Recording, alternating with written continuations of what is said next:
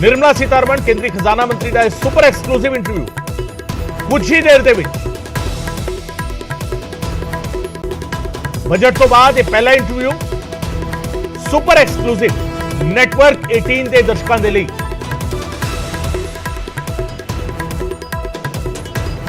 Network 18 के editor in chief Rahul Joshi के नाल एक खास गलबात है। बजट के उत्ते बजट पेश किया गया है। बजट के विच जेड़े जेड़े पॉइंट्स ने हर पॉइंट से चर्चा, हर पॉइंट से सवाल,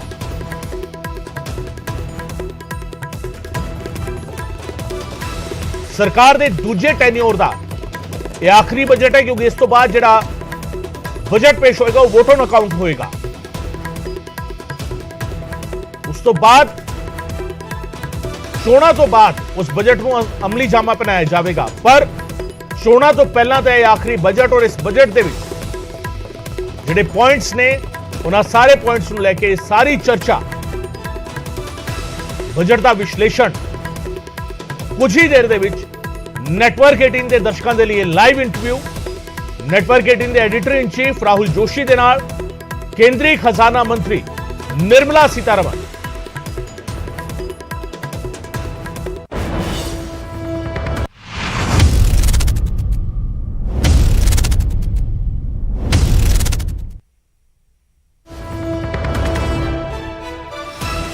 सब विछाड़े अहम खबर आ रही है। पंजाब कैबिनेट की अहम मीटिंग जारी है। नवी सनत पॉलिसी को हरी झंडी मिल सकती है।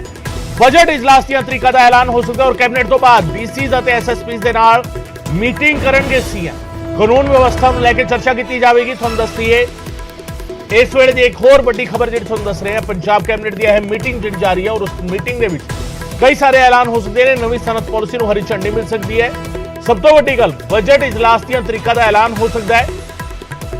इस मीटिंग तो बाद डीसीज और एसएसपी के नाल सीएम मीटिंग करेंगे। कानून व्यवस्था को लेकर चर्चा की जाएगी। मुख्यमंत्री के वालों सूबे की कानून व्यवस्था को लेकर चर्चा की जाएगी और पंजाब कैबिनेट की अहम मीटिंग इस वेले जारी है।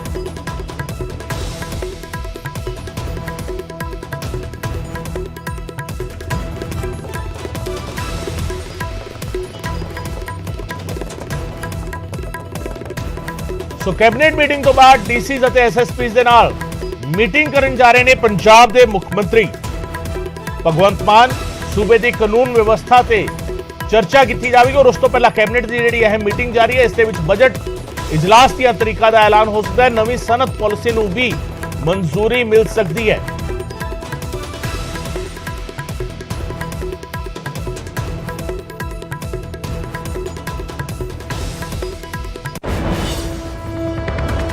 उधर सिख फौजियों के लिए विशेष हेलमेट का विरोध जारी है। इकबाल सिंह लालपुरा के नाल एसजीपीसी के वफद की मीटिंग इस वेले चल रही है। घट गिणती कमीशन के चेयरमैन लालपुरा ने केंद्र सरकार की सिखों के लिए हेलमेट की तजवीज है जिसका विरोध एसजीपीसी कर रही है। एसजीपीसी वफद की मीटिंग खत्म हुई है।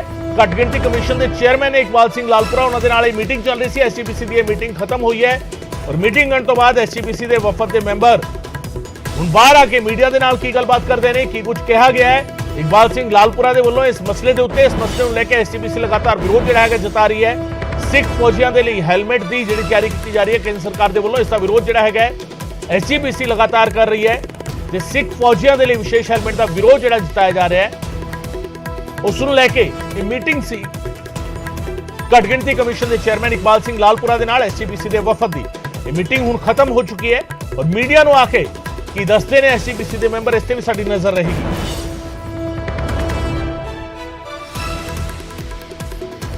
गुरचरण ग्रेवाल साहब साडे नाल इस वेले जुड़ रहे हैं। जनरल सकत्तर ने एसजीपीसी के फोनलाइन से साडे नाल जुड़ रहे हैं। ग्रेवाल साहब बहुत बहुत स्वागत है। की कुछ गलबात हुई है मीटिंग के विच? देखो असी इस गल का उन्होंने धन्यवाद करते हैं कि जो इशू है जो हैलमेट का तो दस्तार का ये सिख इशू है। उन्होंने अकाल तख्त साहब सुनिया तो मीटिंग के भी चेयरमैन लालपुरा जी की प्रधानगी जी मीटिंग चल रही थी। उस काफ़ी फौज नाल संबंधित अधिकारी बैठे सी, कुछ धार्मिक संस्थावां के कुछ लोग भी उत्थे शामिल सी। सो वो मीटिंग तो पहला असीं सब तो शुरू होने तो पहला असीं उन्होंने अपील की, बेनती की कि साडा पक्ष जिहड़ा वा ਉਹ ਪਹਿਲਾਂ ਸੁਣਨ ਦਾ ਮੌਕਾ ਦਿੱਤਾ ਜਾਵੇ। ਕਿਉਂਕਿ ਗੱਲ ਇਹ ਹੈ ਕਿ ਅਕਾਲ ਤਖਤ ਸਾਹਿਬ ਵੱਲੋਂ ਇਹ ਜਿਹੜਾ ਨੁਮਾਇੰਦਗੀ ਮੰਡਲ ਜਾ ਰਿਹਾ ਸੀ, ਸੋ ਇਹਦੇ ਵਿੱਚ ਅਸੀਂ ਮਰਿਆਦਾ ਨੂੰ ਮਰਿਆਦਾ ਤੇ ਕਿਸੇ ਤਰ੍ਹਾਂ ਦੀ ਬਹਿਸ ਨਹੀਂ ਕਰ ਸਕਦੇ, ਕਿਉਂਕਿ ਜਿਹੜੀ ਮਰਿਆਦਾ ਹੈ ਉਸ ਮਰਿਆਦਾ ਤੇ ਕਿਸੇ ਤਰ੍ਹਾਂ ਦਾ ਕੋਈ ਸਮਝੌਤਾ ਜਾਂ ਦਲੀਲ ਅਪੀਲ ਨਹੀਂ ਹੈ। ਤੇ ਇਸ ਕਰਕੇ ਅਸੀਂ ਉਹਨਾਂ ਨੂੰ ਕਿਹਾ, ਆਪਣਾ ਅਸੀਂ ਪੱਖ ਦੱਸਿਆ ਕਿ ਆਹ ਚੀਜ਼ਾਂ ਨੇ ਪਿਛਲੇ ਸਮੇਂ ਦੇ ਵਿੱਚ, ਪਿਛਲੇ ਇਤਿਹਾਸ ਦੇ ਵਿੱਚ ਇਹਨਾਂ ਜਿਹੜਾ ਫੌਜੀਆਂ ਨੇ ਜਿਹੜੇ ਫੌਜ ਦੇ ਵਿੱਚ, ਇਸ ਤੋਂ ਪਹਿਲਾਂ ਸਿੱਖਾਂ ਨੇ ਅੱਜ ਤੱਕ ਬਹਾਦਰੀ ਦੇ ਕਾਰਨਾਮੇ ਕੀਤੇ ਨੇ, ਤੇ ਪਰ ਉਹਨਾਂ ਨੇ ਆਪਣੀ ਦਸਤਾਰ ਨੂੰ ਅਹਿਮੀਅਤ ਦਿੱਤੀ ਹੈ। ਉਹ ਚਾਹੇ ਆਪਣੀ ਪਹਿਲੀ ਵਰਲਡ ਵਾਰ ਆ, ਸੈਕੰਡ ਵਰਲਡ ਵਾਰ ਆ, ਸਾਰਾਗੜੀ ਆ, ਹੈ ਨਾ, ਉਸ ਤੋਂ ਬਾਅਦ ਦੇਸ਼ ਦੇ ਵਿੱਚ 62 ਦੀ ਲੜਾਈ ਆ, 71 ਦੀ ਲੜਾਈ ਆ, 65 ਦੀ ਲੜਾਈ ਆ, ਉਸ ਤੋਂ ਬਾਅਦ ਕਾਰਗਿਲ ਆ, ਉਸ ਤੋਂ ਬਾਅਦ ਜਿਹੜਾ ਚਾਈਨਾ ਬਾਰਡਰ ਤੇ ਉਹਨਾਂ ਦੀਆਂ ਲੜਾਈਆਂ ਨੇ। ਬਹੁਤ ਸਾਰੇ ਐਸੀਆਂ ਘਟਨਾਵਾਂ ਨੇ ਕਿ ਸਿੱਖਾਂ ਨੇ ਅਹਿਮੀਅਤ ਆਪਣੀ ਦਸਤਾਰ ਨੂੰ ਦਿੱਤੀ ਆ, ਕਿਉਂਕਿ ਜਿਹੜੀ ਦਸਤਾਰ ਆ ਉਹ ਸਿੱਖ ਦੀ ਸ਼ਾਨ ਵੀ ਆ, ਇੱਕ ਜਜ਼ਬਾ ਵੀ ਆ, ਤੇ ਉਹਦੀ ਪਛਾਣ ਵੀ ਆ। ਤੇ ਇਸ ਕਰਕੇ ਅਸੀਂ ਉਹ ਮੀਟਿੰਗ ਇਹ ਬੇਨਤੀ ਕਰਕੇ ਆਏ ਕਿ ਸਾਡਾ ਮਕਸਦ ਜਿਹੜਾ ਵਾ ਉਸ ਨੂੰ ਸਮਝਿਆ ਜਾਵੇ, ਕਿਉਂਕਿ ਅਸੀਂ ਮਰਿਆਦਾ ਦੇ ਕਿਸੇ ਗੱਲ ਦੇ ਉੱਤੇ ਅਸੀਂ ਵਿਚਾਰ, ਚਰਚਾ ਜਾਂ ਦਲੀਲ ਨਾ ਅਸੀਂ ਸੁਣ ਸਕਦੇ ਹਾਂ ਤੇ ਨਾ ਹੀ ਅਸੀਂ ਉਸ 'ਚ ਬਹਿ ਸਕਦੇ ਹਾਂ। ਸੋ ਬੜੀ ਸਿਨੇਮਰ ਬੇਨਤੀ ਅਸੀਂ ਕੀਤੀ ਆ। ਉਹ ਅਸੀਂ ਆਪਣਾ ਪੱਖ, ਉਹਨਾਂ ਨੇ ਕਿਹਾ ਵੀ ਤੁਸੀਂ ਜਿਹੜਾ ਕੁਛ ਦੱਸਤਾ ਠੀਕ ਆ, ਉਸ ਤੋਂ ਇਲਾਵਾ ਤੁਸੀਂ ਲਿਖਤੀ ਦੇ ਦਿਓ। ਸੋ ਲਿਖਤੀ ਦੇ ਕੇ ਅਸੀਂ ਮੀਟਿੰਗ ਦੇ ਵਿੱਚੋਂ ਬਾਹਰ ਆ ਗਏ ਹਾਂ। ਇਹਨੂੰ ਵਾਕਆਊਟ ਨਾ ਮੰਨਿਆ ਜਾਵੇ, ਤੁਹਾਨੂੰ ਵੀ ਅਸੀਂ ਇਹ ਮਾਧਿਅਮ ਨਾਲ ਦੱਸਣਾ, ਇਹਨੂੰ ਵਾਕਆਊਟ ਨਹੀਂ ਕਹਿੰਦੇ। ਸਾਡੀ ਇੱਕ ਸਹਿਮਤੀ ਹੋਈ ਹੈ ਕਿ ਅਸੀਂ ਮਰਿਆਦਾ ਦੇ ਮਾਮਲੇ 'ਚ ਬਹਿਸ ਨਹੀਂ ਕਰ ਸਕਦੇ। ਤੁਸੀਂ ਇਸ ਦੇ ਵਿੱਚ ਆਪਣਾ ਪੱਖ ਵਿਚਾਰੋ। ਜਿਹੜਾ ਅਕਾਲ ਤਖਤ ਸਾਹਿਬ ਜਾਂ ਸ਼੍ਰੋਮਣੀ ਕਮੇਟੀ ਦਾ ਪੱਖ ਆ ਉਹ ਇਹ ਆ। ਸੋ ਇਸ ਕਰਕੇ ਅਸੀਂ ਉਸ ਤੋਂ ਬਾਅਦ ਬਾਹਰ ਆ ਗਏ। ਮੀਟਿੰਗ ਹਾਲੇ ਚੱਲ ਰਹੀ ਆ ਤੇ ਅਸੀਂ ਆਪਣਾ ਲਿਖਤੀ ਜਿਹੜਾ ਵਾ ਉਹਨਾਂ ਨੂੰ ਇੱਕ ਜਿਹੜਾ ਪੱਖ ਆ ਉਹ ਲਿਖਤੀ ਤੌਰ ਤੇ ਅਸੀਂ ਦੇ ਆਏ। ਗਰੇਵਾਲ ਸਾਹਿਬ, ਜਿਹੜੀ ਹੁਣ ਮੀਟਿੰਗ ਚੱਲ ਰਹੀ ਹੈ, ਤੁਸੀਂ ਬਾਹਰ ਆ ਗਏ ਹੋ, ਪਰ ਜਿਹੜੀ ਹੁਣ ਮੀਟਿੰਗ ਚੱਲ ਰਹੀ ਹੈ ਉਹਦੇ ਵਿੱਚ ਕੌਣ-ਕੌਣ ਫਿਰ ਸ਼ਾਮਿਲ ਹੈ? ਇਕਬਾਲ ਸਿੰਘ ਲਾਲਪੁਰਾ ਉਹਦੇ ਵਿੱਚ ਮੌਜੂਦ ਨੇ, ਬਾਕੀ ਕੌਣ-ਕੌਣ ਲੋਕ? ਨਹੀਂ ਸਰ, ਇਕਬਾਲ ਸਿੰਘ ਲਾਲਪੁਰਾ ਜੀ ਚੇਅਰਮੈਨ ਨੇ, ਉਹਨਾਂ ਦੀ ਪ੍ਰਧਾਨਗੀ ਵਿੱਚ ਹੀ ਚੱਲ ਰਹੀ ਆ। ਉਹਦੇ ਵਿੱਚ ਫੌਜ ਨਾਲ ਸੰਬੰਧਿਤ ਬੜੇ ਜਰਨਲ ਉਹਦੇ ਵਿੱਚ ਸ਼ਾਮਿਲ ਨੇ, ਸਿੱਖ ਨੁਮਾਇੰਦੇ ਵੀ ਵਿੱਚ ਹੈਗੇ ਨੇ, ਔਰ ਇਸ ਤਰ੍ਹਾਂ ਦਾ ਕਾਫੀ ਜਿਹੜਾ ਮੀਟਿੰਗ ਦੇ ਵਿੱਚ ਕਰੀਬ 20-25 ਬੰਦੇ ਹੈ। ਤੇ ਉਸ ਦੇ ਬਾਰੇ ਕੀ ਸਹਿਮਤੀ ਕਰਦੇ ਆ ਜਾਂ ਕੀ ਨਹੀਂ ਕਰਦੇ ਸਾਨੂੰ ਇਸ ਬਾਰੇ ਨਹੀਂ ਪਤਾ, ਉਹ ਆਪਣਾ ਪ੍ਰੈਸ ਬਿਆਨ ਜਾਰੀ ਕਰਨਗੇ। ਹਾਂ, ਇਹ ਗੱਲ ਹੈ ਕਿ ਉਹਨਾਂ ਨੇ ਮੀਟਿੰਗ ਸ਼ੁਰੂ ਹੋਣ ਤੋਂ ਪਹਿਲਾਂ ਸ੍ਰੀ ਅਕਾਲ ਤਖਤ ਸਾਹਿਬ ਦੇ ਜਥੇਦਾਰ ਸਾਹਿਬ ਨੇ ਜੋ ਬਿਆਨ ਦਿੱਤਾ ਸੀ, ਉਸ ਬਿਆਨ ਨੂੰ ਉਹਨਾਂ ਨੇ ਸਾਰਿਆਂ ਨੂੰ ਬੋਲ ਕੇ ਜਿਹੜਾ ਸੁਣਾਇਆ, ਉਹਨਾਂ ਦੀ ਜਿਹੜੀ ਵੀਡੀਓ ਆਡੀਓ ਜਿਹੜੀ ਆ ਉਹ ਸਾਰਿਆਂ ਨੂੰ ਸੁਣਾਈ, ਜਿਹਦੇ ਵਿੱਚ ਸਾਰਿਆਂ ਨੇ ਇਹ ਵੀ ਗੱਲ ਕਹੀ ਹੈ ਕਿ ਅਸੀਂ ਅਕਾਲ ਤਖਤ ਸਾਹਿਬ ਦੇ ਜਥੇਦਾਰ ਸਾਹਿਬ ਦਾ ਤਹਿ ਦਿਲ ਤੋਂ ਸਮੁੱਚੇ ਰੂਪ ਵਿੱਚ ਸਨਮਾਨ ਕਰਦੇ ਹਾਂ। ਉਹ ਕੀ ਫੈਸਲਾ ਲੈਂਦੇ ਨੇ ਉਸ ਬਾਰੇ ਜਿਹੜਾ ਕਿ ਉਹ ਕਮਿਸ਼ਨ ਹੀ ਦੱਸੇਗਾ। ਜੀ ਬਹੁਤ ਬਹੁਤ ਸ਼ੁਕਰੀਆ ਗਰੇਵਾਲ ਸਾਹਿਬ, ਸਾਡੇ ਨਾਲ ਗੱਲ ਕਰਨ ਦੇ ਲਈ। ਗੁਰਚਰਨ ਸਿੰਘ ਗਰੇਵਾਲ, ਜਨਰਲ ਸਕੱਤਰ SGPC, ਸਾਡੇ ਨਾਲ ਗੱਲ ਕਰ ਰਹੇ ਸੀਗੇ। ਮੀਟਿੰਗ ਵਿੱਚ ਆਪਣਾ ਪੱਖ ਰੱਖ ਕੇ SGPC ਦੇ ਮੈਂਬਰ ਬਾਹਰ ਆ ਗਏ ਨੇ, ਔਰ ਉਹਨਾਂ ਨੇ ਸਪੈਸੀਫਿਕਲੀ ਕਿਹਾ ਕਿ ਇਸ ਨੂੰ ਵਾਕਆਊਟ ਨਾ ਕਿਹਾ ਜਾਵੇ। ਉਹਨਾਂ ਨੇ ਕਿਹਾ ਕਿ ਜਿਹੜੀ ਗੱਲ ਤੁਸੀਂ ਕਹਿਣਾ ਚਾਹੁੰਦੇ ਹੋ ਉਹ ਸਾਨੂੰ ਲਿਖਤੀ ਰੂਪ ਵਿੱਚ ਵੀ ਦੇ ਦਿਓ, ਤੇ ਅਸੀਂ ਲਿਖਤੀ ਰੂਪ ਦੇ ਵਿੱਚ ਉਹਨਾਂ ਨੂੰ ਇਹ ਗੱਲ ਦੇ ਦਿੱਤੀ ਹੈ, ਲਿਖਤੀ ਤੌਰ ਤੇ ਉਹਨਾਂ ਨੂੰ ਦੱਸ ਦਿੱਤਾ ਹੈ। ਤੇ ਹੁਣ ਜਿਹੜਾ ਹੈਗਾ ਫੈਸਲਾ ਕੀ ਹੋਵੇਗਾ, ਕਿਉਂਕਿ ਇਸ ਮੀਟਿੰਗ ਦੇ ਵਿੱਚ ਜਿਸ ਤਰੀਕੇ ਗੁਰਚਰਨ ਸਿੰਘ ਗਰੇਵਾਲ ਦੱਸ ਰਹੇ ਸੀਗੇ, ਫੌਜ ਦੇ ਅਧਿਕਾਰੀ ਵੀ ਕੁਝ ਜਿਹੜਾ ਹੈਗਾ ਕੁਝ ਸਾਬਕਾ ਅਧਿਕਾਰੀ ਔਰ ਬਾਕੀ ਕਈ ਵਿਦਵਾਨ ਜਿਹੜਾ ਹੈਗਾ, ਸਿੱਖ ਵਿਦਵਾਨ ਜਿਹੜੇ ਨੇ ਉਸ ਮੀਟਿੰਗ ਦੇ ਵਿੱਚ ਸੱਦੇ ਗਏ ਸੀਗੇ। 20 ਤੋਂ 25 ਜਣੇ ਜਿਹੜਾ ਹੈਗਾ ਇਸ ਮੀਟਿੰਗ ਵਿੱਚ ਹਜੇ ਵੀ ਮੌਜੂਦ ਨੇ, ਜਿਹੜੇ ਆਪਣਾ ਵਿਚਾਰਾਂ ਕਰ ਰਹੇ ਨੇ ਇਸ ਮਸਲੇ ਨੂੰ ਲੈ ਕੇ। ਔਰ SGPC ਦਾ ਵਫਦ ਜਿਹੜਾ ਹੈਗਾ ਉਸਨੇ ਆਪਣਾ ਪੁਆਇੰਟ ਜਿਹੜਾ ਹੈਗਾ ਉਹ ਰੱਖ ਦਿੱਤਾ ਹੈ, ਲਿਖਤੀ ਤੌਰ ਤੇ ਜਿਹੜਾ ਹੈਗਾ ਆਪਣੇ ਪੁਆਇੰਟ ਜਿਹੜਾ ਹੈਗਾ ਦੇ ਦਿੱਤੇ ਨੇ। ਸ਼੍ਰੀ ਅਕਾਲ ਤਖਤ ਸਾਹਿਬ ਦੇ ਜਥੇਦਾਰ ਨੇ ਕੀ ਕਿਹਾ ਸੀਗਾ ਉਸ ਨੂੰ ਉਹਨਾਂ ਨੇ ਲਿਖਤੀ ਤੌਰ ਤੇ ਜਿਹੜਾ ਹੈਗਾ ਉਹ ਦਿੱਤਾ ਹੈ। ਤੇ ਹੁਣ ਜਿਹੜਾ ਹੈਗਾ ਉਹਨਾਂ ਨੇ ਕਿਹਾ ਕਿ ਮਰਿਆਦਾ ਦੇ ਮਸਲੇ ਤੇ ਅਸੀਂ ਬਹਿਸ ਨਹੀਂ ਕਰ ਸਕਦੇ, ਇਹ ਬਹਿਸ ਦਾ ਵਿਸ਼ਾ ਨਹੀਂ ਹੈ, ਤੇ ਇਸ ਲਈ ਜਿਹੜਾ ਹੈਗਾ ਉਹਨਾਂ ਨੇ ਆਪਣੇ ਪੱਖ ਰੱਖ ਦਿੱਤਾ ਹੈ। ਤੇ ਹੁਣ ਜਿਹੜਾ ਹੈਗਾ ਹੁਣ ਅੱਗੇ ਜਿਹੜਾ ਫੈਸਲਾ ਹੈ ਉਹ ਇਸ ਮੀਟਿੰਗ ਤੋਂ ਬਾਅਦ ਹੋਵੇਗਾ, ਕਿਸ ਤਰੀਕੇ ਹੋਵੇਗਾ ਇਹ ਬਾਅਦ ਵਿੱਚ ਪਤਾ ਲੱਗੇਗਾ।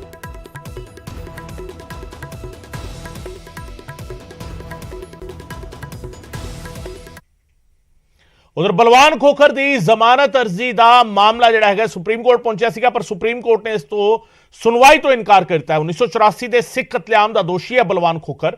ਸੁਪਰੀਮ ਕੋਰਟ ਨੇ ਕਿਹਾ ਕਿ ਇਹ ਅਜਿਹਾ ਮਾਮਲਾ ਨਹੀਂ ਜਿਸ ਵਿੱਚ ਤੁਸੀਂ 9 ਸਾਲ ਦੇ ਅੰਦਰ ਜ਼ਮਾਨਤ ਅਰਜ਼ੀ ਦਾਖਲ ਕਰੋ।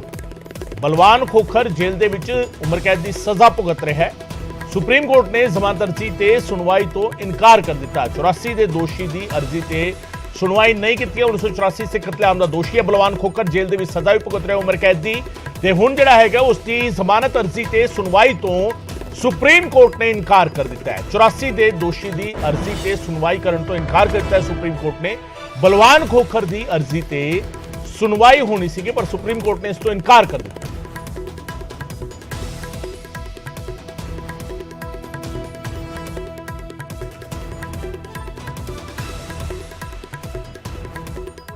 चौरासी के सिख कत्लेआम का केस जिसमें सज्जन कुमार को उम्र कैद की सज़ा हुई है और उसके साथ 5 और मुलजमों को सज़ा हुई है, वो केस आज सुप्रीम कोर्ट में लगा था।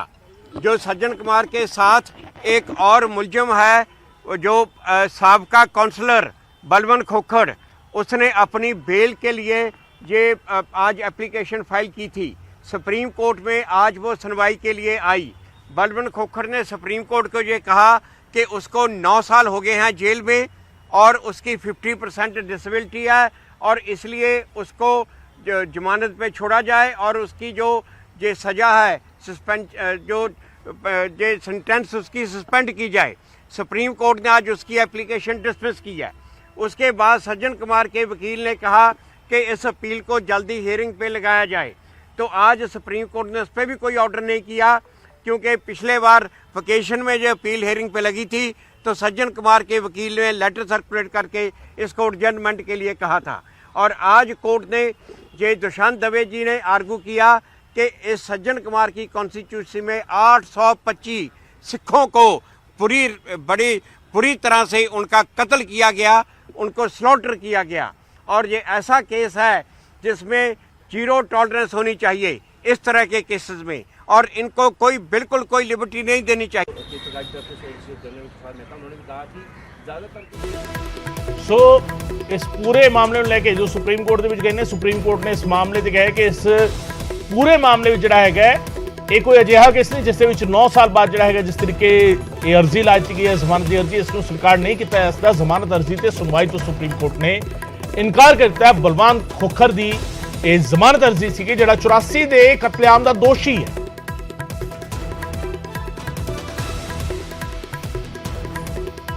बेल एप्लीकेशन बलवान खोखर ने ਜਿਹੜਾ 1984 ਦੇ ਕਤਲੇਆਮ ਦੇ ਵਿੱਚ ਸਜ਼ਾ ਭੁਗਤ ਰਿਹਾ ਉਹਨੇ ਸੁਪਰੀਮ ਕੋਰਟ ਦੇ ਵਿੱਚ ਲਗਾਈ ਔਰ ਦਿੱਲੀ ਸਿੱਖ ਗੁਰਦੁਆਰਾ ਪ੍ਰਬੰਧਕ ਕਮੇਟੀ ਦੇ ਵਕੀਲ ਸਰਦਾਰ ਗੁਰਬਖਸ਼ ਸਿੰਘ ਜੀ ਔਰ ਸੀਨੀਅਰ ਐਡਵੋਕੇਟ ਦੁਸ਼ਵੰਤ ਦਵੇ ਜੀ ਨੇ ਜਿਸ ਤਰੀਕੇ ਦੇ ਨਾਲ ਉੱਥੇ ਕੇਸ ਦੀ ਪੈਰਵੀ ਕਰਦੇ ਹੋਏ ਇਸ ਗੱਲ ਦੇ ਉੱਤੇ ਸੁਨਿਸ਼ਚਿਤ ਕੀਤਾ ਕਿ ਇਹ ਜਿਹੜੀ ਬੇਲ ਐਪਲੀਕੇਸ਼ਨ ਹੈ ਇਹਦੇ ਉੱਤੇ ਰੋਕ ਲੱਗੀ ਜਾਵੇ ਔਰ ਇਹ ਸਜ਼ਾ ਉਹਨਾਂ ਕਾਤਲਾਂ ਨੂੰ ਪੂਰੀ ਹੋਣ ਤੱਕ ਇਹਨਾਂ ਨੂੰ ਕਦੀ ਬੇਲ ਨਾ ਮਿਲ ਸਕੇ। ਇਹਦੇ ਉੱਤੇ ਉਹਨਾਂ ਨੇ ਸੁਪਰੀਮ ਕੋਰਟ ਦੇ ਵਿੱਚ ਆਪਣੀ ਅਰਜ਼ੀ ਰੱਖੀ ਔਰ ਜਿਹਦੇ ਕਰਕੇ ਅੱਜ ਉਹਦੀ ਬੇਲ ਦੀ ਜਿਹੜੀ ਐਪਲੀਕੇਸ਼ਨ ਸੀ ਉਹ ਰੱਦ ਕਰਤੀ ਗਈ। ਅਸੀਂ ਮਾਨਯ ਸੁਪਰੀਮ ਕੋਰਟ ਦਾ ਧੰਨਵਾਦ ਕਰਦੇ ਹਾਂ ਕਿ ਸਿੱਖਾਂ ਦੀ ਭਾਵਨਾਵਾਂ ਦੀ ਵੀ ਕਦਰ ਕੀਤੀ ਹੈ ਔਰ ਜੁਡੀਸ਼ਰੀ ਦੀ ਵੀ।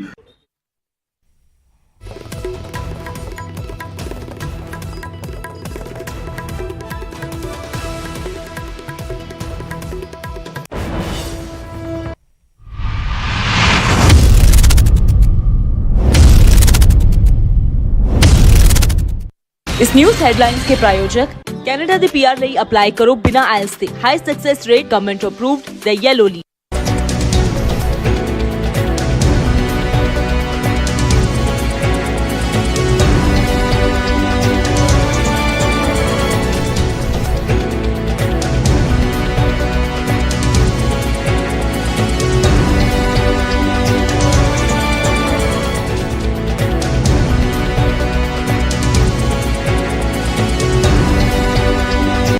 इस न्यूज़ हेडलाइंस के प्रायोजक कनाडा दे पीआर ਲਈ ਅਪਲਾਈ ਕਰੋ ਬਿਨਾ ਆਇਲਸ ਦੇ high success rate government approved the Yellow leaf.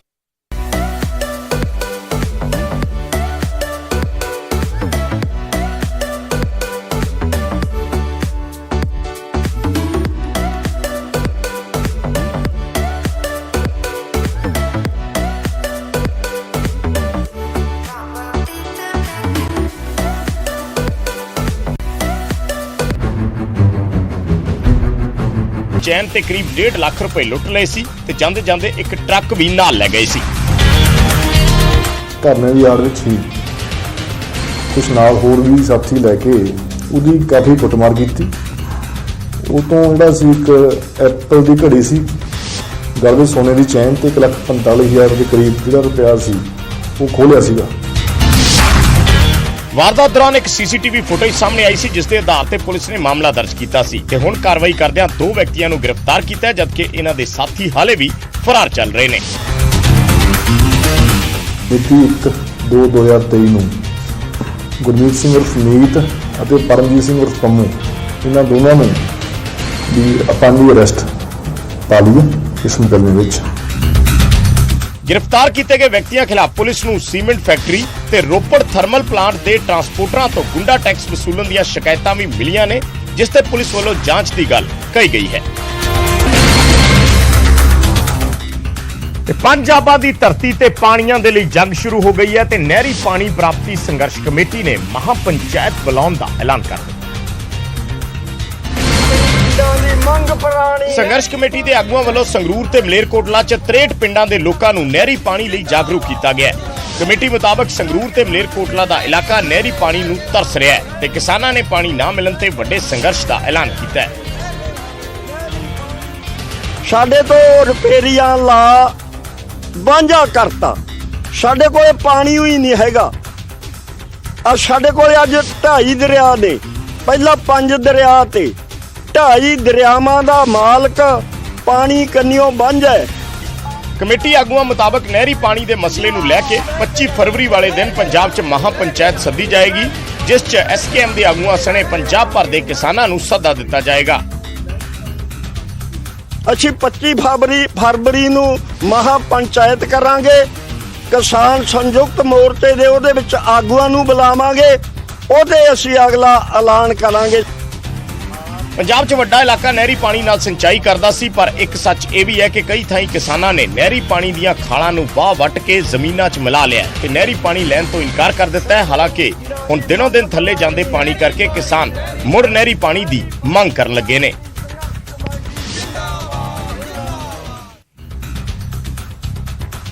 Punjab के मुख्यमंत्री भगवंत मान चंडीगढ़ के एलांटे मॉल पहुंचे, जिथे फिल्म कली जोटा का प्रीमियर शो रखा गया सी। खास तौर पर CM मान नूं फिल्म की यूनिट वालों सद्दा दिता गया सी। एलांटे मॉल दे विच प्रीमियर होया। नीरू बाजवा ते सतिंदर सरताज होरां दी यह फिल्म है कली जोटा, जिसका अज प्रीमियर शो सी। मुख्यमंत्री भगवंत मान ते उन्हां दी धर्मपत्नी डॉक्टर गुरप्रीत कौर विशेष तौर पर फिल्म के प्रीमियर शो ते पहुंचे और कलाकारां दी हौसला अफजाई की। शुक्रवार नूं सतिंदर सरताज ते नीरू बाजवा दी फिल्म कली जोटा पंजाब दे सिनेमा घरां दा शिंगार बनन जा रही है।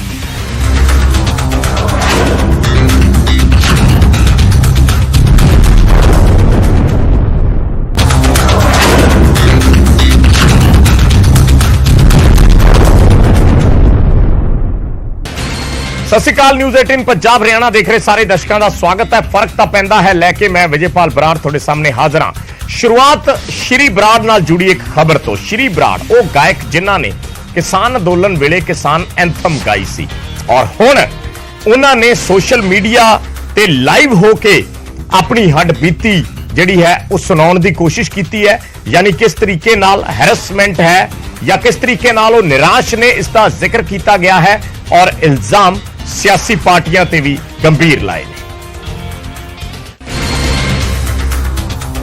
श्री बराड़ ने सोशल मीडिया ते लाइव वीडियो शेयर की है ते जानो मारन दीयां धमकियां मिलन दे इल्जाम लाए ने। श्री बराड़ दा दोष है कि भाजपा उसनूं अतवादी करार देण दी कोशिश कर रही है ते उसनूं खुदकुशी तक लई मजबूर किया जा रहा है। बीजेपी के बंदे ने भरा ने उसे मीटिंग च बैठा सीगा ते आके कहंदा कि रात मीटिंग च बैठे हैं बीजेपी दे ते श्री उत्थे गल की होई तेरा जिक्र चलिया। कहंदा कि श्री पंजाब दे लोकां नूं भड़का रिहा ते इहनूं अतवादी दा करार दे के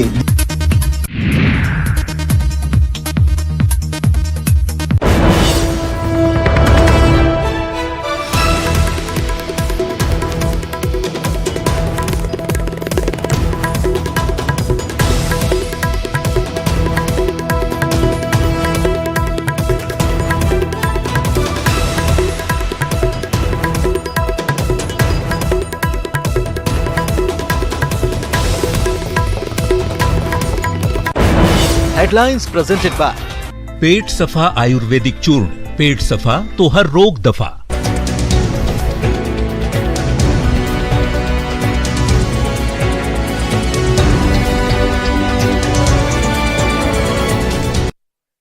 हेडलाइंस प्रेजेंटेड बाय पेट सफा आयुर्वेदिक चूर्ण, पेट सफा तो हर रोग दफा।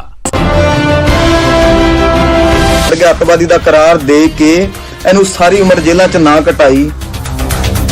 श्री बराड़ ने सिर्फ भाजपा ही नहीं कांग्रेस ते भी गंभीर इल्जाम लाए ने। श्री बराड़ मुताबक कौमी इंसाफ मोर्चा दे हक च लिखे बेड़ियां गीत नूं लैके कांग्रेसी लीडर उसनूं लगातार धमकियां दे रहे ने। मेरा बेड़ियां गाना आ गया ते मेरा जीना हराम करता। कुछ कांग्रेस दे लीडर सीगे तेनू नंगा कर देंगे असीं, तेनू आ कर देंगे, गालां कढ़दे हैगे आ, नंबर दे दिंदे कुत्ते बिल्लियां नूं। इह दस दईए कि मोहाली च बंदी ਸਿੰਘਾਂ ਦੀ रिहाई ਲਈ कौमी इंसाफ मोर्चे ਵੱਲੋਂ संघर्ष किया जा रहा है। श्री बराड़ ने बेड़ियां गीत राही सजावां पूरीਆਂ होण ਤੋਂ ਬਾਅਦ भी जेलों च सजा कट रहे ਸਿੰਘਾਂ ਲਈ आवाज बुलंद की है। इस पूरे मामले ते श्री बराड़ न्यूज़ 18 पंजाब से जुड़े ने। न्यूज़ 18 पंजाब नाल उन्होंने खास तौर पर गलबात की और श्री बराड़ ने कहा कि समा आउण ते मैं धमकी देने वालों के नाम भी उजागर करांगा। ये गल श्री बराड़ वालों कही गई है। उन्होंने कहा कि हर गल नूं खालिस्तान दे नाल जोड़ना ठीक नहीं है। उन्होंने यह भी कहा कि बंदी ਸਿੰਘਾਂ दी गल करना गलत है। गन कल्चर के सवाल ते भी बोले ने श्री बराड़ और उसते भी उन्होंने अपनियां दलीलां दित्तियां ने कि मैं भी अपना घर चलाउणा है। गाणियां दे विच उन्होंने कहा कि मैं पंजाब दे मसले चकदा हां और उन्हां मसलियां वल लोकां दा ध्यान दिवाउंदा हां। बंदी ਸਿੰਘਾਂ दे मामले का जिक्र किया, किसानों के मसले का जिक्र किया और यह भी कहा श्री बराड़ ने कि समा आउण ते मैं जिन्हां ने धमकियां दित्तियां ने उन्हां दे नाम भी सामने रखांगा, उन्हां दे नाम भी उजागर करांगा। न्यूज़ 18 ते खास गलबात की है श्री बराड़ ने। शायद मैं चीज़ां च कल्ला नहीं होना, होर भी बंदे बड़े होने हैं। कोई ये नहीं कि भाई जी मैं कल्ला ही ये चीज़ां च होऊंगा कि मैनूं ये चीज़ां आउंदियां। एक्चुअल च मैं कल लाइव च भी कहा कि मैं नाम भी छेती जनता करूंगा, सारा कुछ करूंगा, बट मैनू ये लगता है कि जे मैं हुण बड़ियां सारियां गल्लां अंदर करन वालियां, बट मैं जे एकदम सारा कुछ इकट्ठा कर लिया तो मैं नहीं चाहता कि ਉਹਨਾਂ ਨੂੰ ਇਸ ਚੀਜ਼ 'ਚ ਫਿਰ ਮੈਂ ਜਿਤਾਵਾਂ ਕਿ ਉਹਨਾਂ ਦੇ ਸਾਡੇ ਜਿਹੜੇ ਲੋਕਾਂ ਦਾ, ਸਾਡੇ ਵੀਰਾਂ ਭਰਾਵਾਂ ਦਾ ਧਿਆਨ ਜਿਹੜਾ ਹੈਗਾ ਮੋਰਚੇ ਤੋਂ ਹਟੇ। ਤਾਂ ਮੈਂ ਕੱਲ ਵੀ ਕਿਹਾ ਸੀ ਮੈਂ ਗਾਣਿਆਂ 'ਚ ਵੀ ਰੱਖੂੰਗਾ ਇਹਨਾਂ ਦੇ ਨਾਮ, ਇਹਨਾਂ ਨੂੰ ਲੈ ਕੇ ਵੀ ਆਊਂਗਾ ਸਾਹਮਣੇ ਚਿਹਰੇ, बट मैनूं लगता हजे सही टाइम नहीं गा कि मैनूं नहीं लगता कि मैं इक्को दम सारा कुछ असीं इकट्ठा कर लईए। पहला साडा मोर्चा लग्या पिया जिहड़ा असीं ओहनूं जिताउणा नहीं। ये पॉलिटिशियन तुसीं ये तां इन्ना कन्फर्म है कि पॉलिटिशियन ने? जी जी जी जी बिल्कुल ठीक है। तुसीं कह रहे हो कि नाम हले मैं जनतक नहीं करने, ठीक है। क्या ये जनतक करन च भी कोई प्रॉब्लम नहीं बाई जी, जनतक करन च भी कोई प्रॉब्लम नहीं, मैं अज कर दियां। पर गल ये आ कि मुद्दा इस टाइम साडे बंदी सिंह है ਤਾਂ ਉਹਨਾਂ ਸਾਹਮਣੇ ਇਹ ਮੁੱਦੇ ਬੜੇ ਛੋਟੇ ਆ ਕਿ ਮੈਂ ਉਹਨਾਂ ਨਾਲ ਲੜਨ ਬਹਿ ਜਾਈਏ। ਅਸੀਂ ਉਹ ਤਾਂ ਚਾਹੁੰਦੇ ਆ ਲੋਕ ਕਿ ਅਸੀਂ ਉਹਨਾਂ ਮਸਲਿਆਂ 'ਚ ਬਹਿ ਜਾਈਏ, ਹੋਰਾਂ 'ਚ ਬਹਿ ਜਾਈਏ। ਇੱਕ ਵਕੀਲ ਹੈ ਜਿਹੜੇ ਪ੍ਰੈਸ ਕਾਨਫਰੰਸ ਕਰਦੇ ਨੇ ਵੀ ਇਹ ਗਾਣਾ ਆ ਗਿਆ ਜੀ, ਇਹ ਗੋਲੀ, ਔਰ ਇਸ ਗਾਣੇ ਨੂੰ ਲੈ ਕੇ ਤੁਸੀਂ ਕਿਹਾ ਕਿ ਮੇਰੇ ਗਾਣੇ ਯੂਨੀਵਰਸਿਟੀ ਵਾਲੇ ਨੇ, ਪਾਣੀ ਦਾ ਮੁੱਦਾ, ਲੇਕਿਨ ਇਸ ਗਾਣੇ 'ਚ ਫਿਰ ਰਫਲਾਂ ਕਿਉਂ? ਬਾਈ ਜੀ ਮੈਂ ਦੱਸਦਾ ਕਿ ਮੰਨ ਕੇ ਚਲੋ ਹੁਣ ਜੇ दो चीजा बाई जी, एक मैं भी बाकी कलाकार हूं, जिवें पंजाब दे बाकी लोग गाउंदे उवें मैं भी गाने करदा। अज 2 साल तो मैं गाने नहीं कीते सीगे, कमर्शियल कोई गाना नहीं कीता। ते मेरे कमर्शियल ना गाने करन करके बाई जी मैं चंगे गाने कित्थों कर लूंगा? जेहड़ी गाणियां तो रोटी आउंदी हैगी है वो गाने बंद कर दूंगा, मैं खुद कित्थे जाऊंगा बाई जी, है ना। ਤੇ ਉਹ ਗਾਣੇ ਜੇ ਉਹ ਗਾਣੇ ਮੈਂ ਅੱਜ 7 ਰਾਣੀਆਂ ਜਿਹੜੀ ਐਲਬਮ ਆਈ, ਜੇ ਉਹ ਐਲਬਮ ਕੀਤੀ ਤਾਂ ਮੈਂ ਅੱਜ 5 ਗਾਣੇ ਪੰਜਾਬ ਦੇ ਹੱਕ 'ਚ ਬਣਾਉਣ ਜੋਗਾ ਹੈਗਾ, ਕਿਉਂਕਿ ਮੈਨੂੰ ਪਤਾ ਉਸ ਤੋਂ 4 ਪੈਸੇ ਹੋਣਗੇ ਬਣਾ ਲੂੰਗਾ। ਪਰ ਜੇ ਬਾਈ ਜੀ ਮੇਰੇ ਕੋਲ ਪੈਸੇ ਨਾ ਹੋਣਗੇ, ਮੈਂ ਖੁਦ ਦਾ ਆਪਦਾ ਜਿੱਥੋਂ ਕਮਾਈ ਆਉਂਦੀ ਉਹ ਚੀਜ਼ ਬੰਦ ਕਰ ਦੇ, ਹਨਾ। ਉਹ ਮੇਰੀ ਜੜ ਹੈਗੀ ਹੈ, ਮੈਂ ਉਹ ਆਪਦਾ ਉਹ ਜਿਹੜਾ ਬਾਕੀ ਸਾਰੇ ਕਰ ਰਹੇ ਹੈਗੇ ਉਹਨਾਂ ਦਾ ਚੱਲ ਰਿਹਾ। ਪੰਜਾਬ 'ਚ ਹੋਰ ਕਿੰਨੇ ਕੁ ਕਲਾਕਾਰਾਂ ਨੂੰ ਬਾਈ ਜੀ ਅੰਦਰ ਕਰਤਾ, ਪੰਜਾਬ 'ਚ ਕਿੰਨੇ ਕੁ ਕਲਾਕਾਰਾਂ ਤੇ ਆ ਕੇਸ ਬਣਾਤੇ, ਬਾਲੀਵੁੱਡ ਵਾਲਿਆਂ ਨੂੰ ਕਿੰਨਾ ਕਰਤਾ।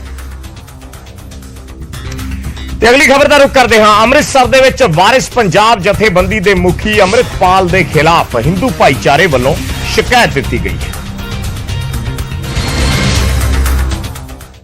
ਤੇ ਅੰਮ੍ਰਿਤਪਾਲ ਤੇ ਹਿੰਦੂ ਭਾਈਚਾਰੇ ਦੀਆਂ ਭਾਵਨਾਵਾਂ ਨੂੰ ਠੇਸ ਪਹੁੰਚਾਉਣ ਦੇ ਇਲਜ਼ਾਮ ਲੱਗੇ ਨੇ। ਹਿੰਦੂ ਭਾਈਚਾਰੇ ਨੇ ਪੁਲਿਸ ਕਮਿਸ਼ਨਰ ਕੋਲ ਇਸ ਸੰਬੰਧੀ ਸ਼ਿਕਾਇਤ ਦਿੱਤੀ।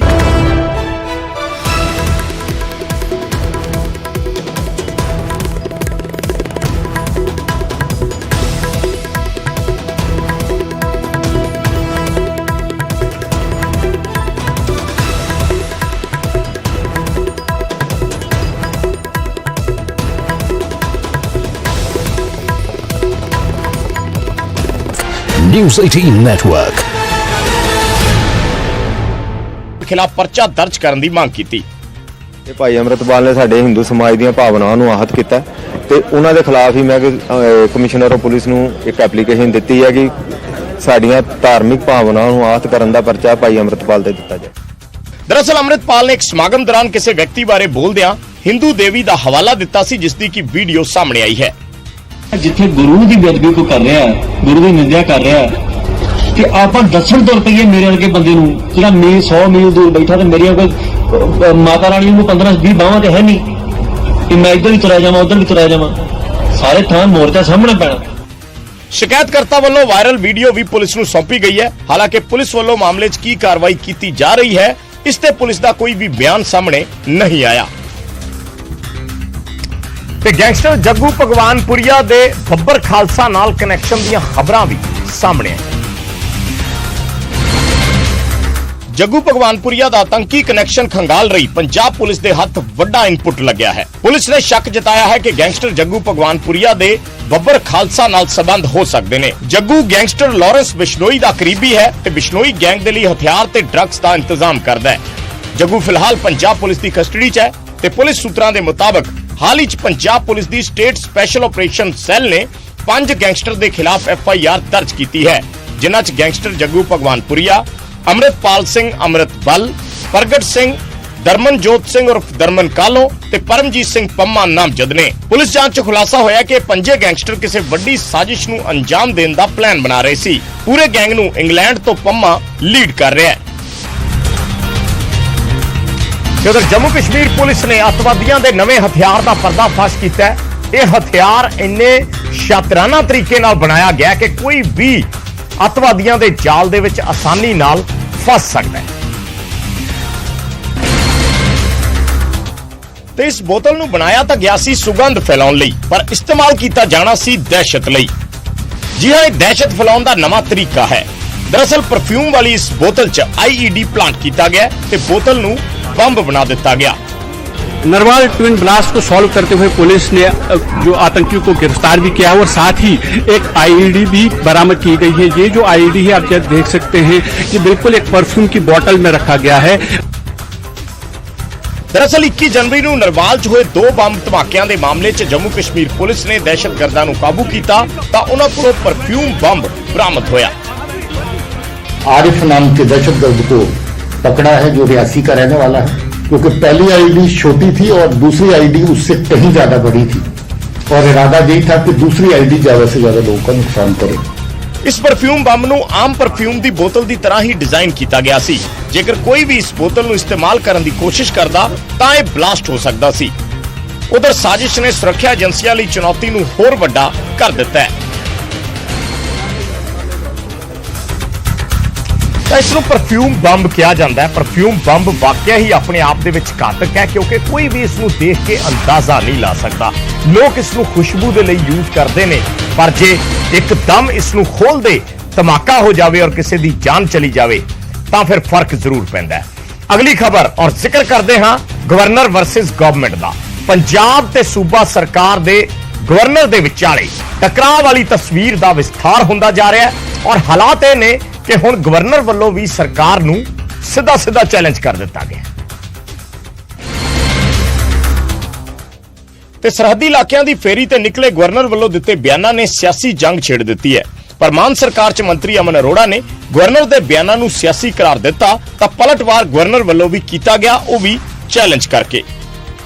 ਸਿੱਧੇ ਇੱਕ ਤਰੀਕੇ ਨਾਲ ਪੈਰਲਲ ਗਵਰਨਮੈਂਟ ਚਲਾਉਣੀ ਔਰ ਉਹ ਵੀ ਚੁਣੀ ਹੋਈ, ਇਹ ਤਾਂ ਇਹ ਹੋਇਆ ਪਿਆ ਕਿ ਇਲੈਕਟਿਡ ਦੇ ਉੱਪਰ ਸਿਲੈਕਟਿਡ ਲੋਕ ਨੇ ਜਿਹੜੇ ਉਹ ਰਾਜ ਕਰਨਗੇ।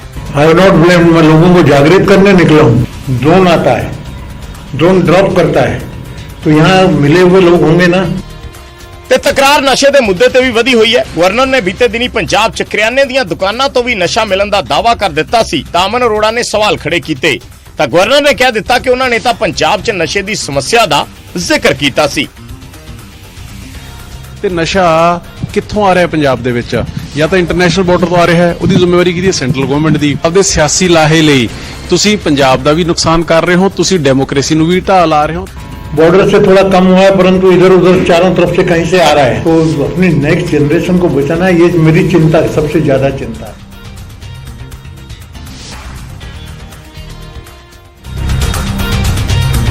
उधर भाजपा नसीहत दे रही है कि पंजाब सरकार सियासत करन दी थां सूबे दे हालातां नूं लैके संजीदा होवे। पिंड दे सरपंचां नूं मिलदे ने ते जो जग जाहिर गल ਉਹ ਸਾਹਮਣੇ ਆਉਂਦੀ ਹੈ ਕਿ ਹੁਣ ਸਕੂਲ ਦੇ ਬੱਚੇ ਵੀ ਡਰੱਗਸ ਲੈਣ ਲੱਗ ਪਏ ਨੇ। ਬੜੇ ਹੀ ਚਿੰਤਾ ਦਾ ਵਿਸ਼ਾ ਹੈ। 11 ਸਾਲ ਦਾ ਬੱਚਾ ਪਿਛਲੇ ਦਿਨਾਂ 'ਚ ਡਰੱਗਸ ਲੈਂਦੇ ਹੋਏ ਮਾਰਿਆ ਗਿਆ। ਪਰ ਇਹੀ ਗੱਲ ਗਵਰਨਰ ਸਾਹਿਬ ਨੇ ਕੱਲ੍ਹ ਇਹ ਜਾਣਕਾਰੀ ਦਿੱਤੀ ਕਿ इस न्यूज हेडलाइंस के प्रायोजक वीजा गुरु गौरव तलवार, पे ऑल फी आफ्टर वीजा। घटगिणती कमीशन के चेयरमैन लालपुरा नूं मिलिया एससीपीसी का वफद। सिख फौजियों के लिए हैलमेट को लेकर दर्ज कराया विरोध। केंद्र सरकार वालों सिखों के लिए विशेष हैलमेट की तजवीज। पंजाब कैबिनेट की अहम मीटिंग जारी। नवी सनत पॉलिसी मिल सकती है हरी झंडी। बजट इजलास ਦੀਆਂ तरीकों का हो सकता है ऐलान। कैबिनेट तो बाद डीसीज और एसएसपीज के नाल मीटिंग करेंगे सीएम। बलवान खोखर की जमानत अर्जी से सुनवाई तो सुप्रीम कोर्ट का इनकार। 84 सिख कतलेआम का दोषी है बलराम खोखर। जेल दे विच भुगत रहा है उम्र कैद की सजा। बरनाला विच पीकेयू डकाउण दा जथेबंदी हुई दो फाड़। मीत प्रधान सने 4 किसान आगुआं ने प्रधान बूटा सिंह बुरजगिल के खिलाफ खोलिया मोर्चा। केंद्र के नाल मिलकर साजिश रचन का लगाया इल्जाम।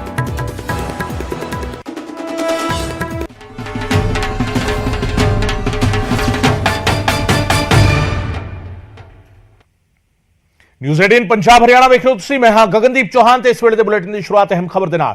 पंजाब कैबिनेट की अहम मीटिंग जारी है। तकरीबन 2.5 घंटे तो यह मीटिंग चल रही है और किसी वड्डे फैसले ते इस मीटिंग दे विच मोहर लग सकती है। इस वेले दी वड्डी खबर तुहानूं दस रहे हैं। इस वेले दी पंजाब कैबिनेट की अहम मीटिंग जारी है। सनती पॉलिसी को लैके अहम फैसला जिहड़ा हैगा हो सकता है। तकरीबन 2.5 घंटे तो यह मीटिंग जिहड़ा हैगा लगातार जारी है। 2.5 घंटे दे विच जिहड़ा हैगा किसी वड्डे फैसले ते मोहर लग सकती है। पंजाब कैबिनेट की मीटिंग लगातार जारी है। नवी सनत पॉलिसी को हरी झंडी विखाई जा सकती है। यह मन्निया जा रहा है बजट इजलास ਦੀਆਂ तरीकों का ऐलान हो सकता है। पंजाब कैबिनेट की मीटिंग लगातार जारी है। पंजाब कैबिनेट की मीटिंग सीएम की अगवाई दे विच मीटिंग जिहड़ा है लगातार हो रही है और पंजाब कैबिनेट की अहम मीटिंग दे विच किसी वड्डे फैसले ते मोहर लग सकती है। तकरीबन 2.5 घंटे तो लगातार यह मीटिंग जिहड़ा है चल रही है ते किसी वड्डे फैसले ते सनती पॉलिसी जिहड़ा है उसनूं हरी झंडी दी जा सकती है। बजट इजलास ਦੀਆਂ तरीकों का ऐलान हो सकता है। कानून व्यवस्था को लैके सीएम ने चर्चा करनी है एसएसपीज और डीसीज के नाल। उससे मुतलक भी जिहड़ा है गलबात जिहड़ी हैगी है वो इस मीटिंग के विच जिहड़ा है फीडबैक वजों भी उसनूं भी वेख्या जा रहा है कि फीडबैक लैके फिर जिहड़ा है गलबात जिहड़ा है कीती जावे प्रशासनिक अधिकारियों के नाल। सो कई सारे अहम मसले ने। मैराथन मीटिंग जिहड़ा है पंजाब कैबिनेट की लगातार जारी है। 2.5 घंटे तो यह मीटिंग लगातार चल रही है। पंकज कबाई मेरे सहयोगी फोन लाइन से मेरे नाल इस वेले जुड़ रहे हैं। पंकज, 2.5 घंटे तो कैबिनेट मीटिंग, किसी वड्डे फैसले की उम्मीद?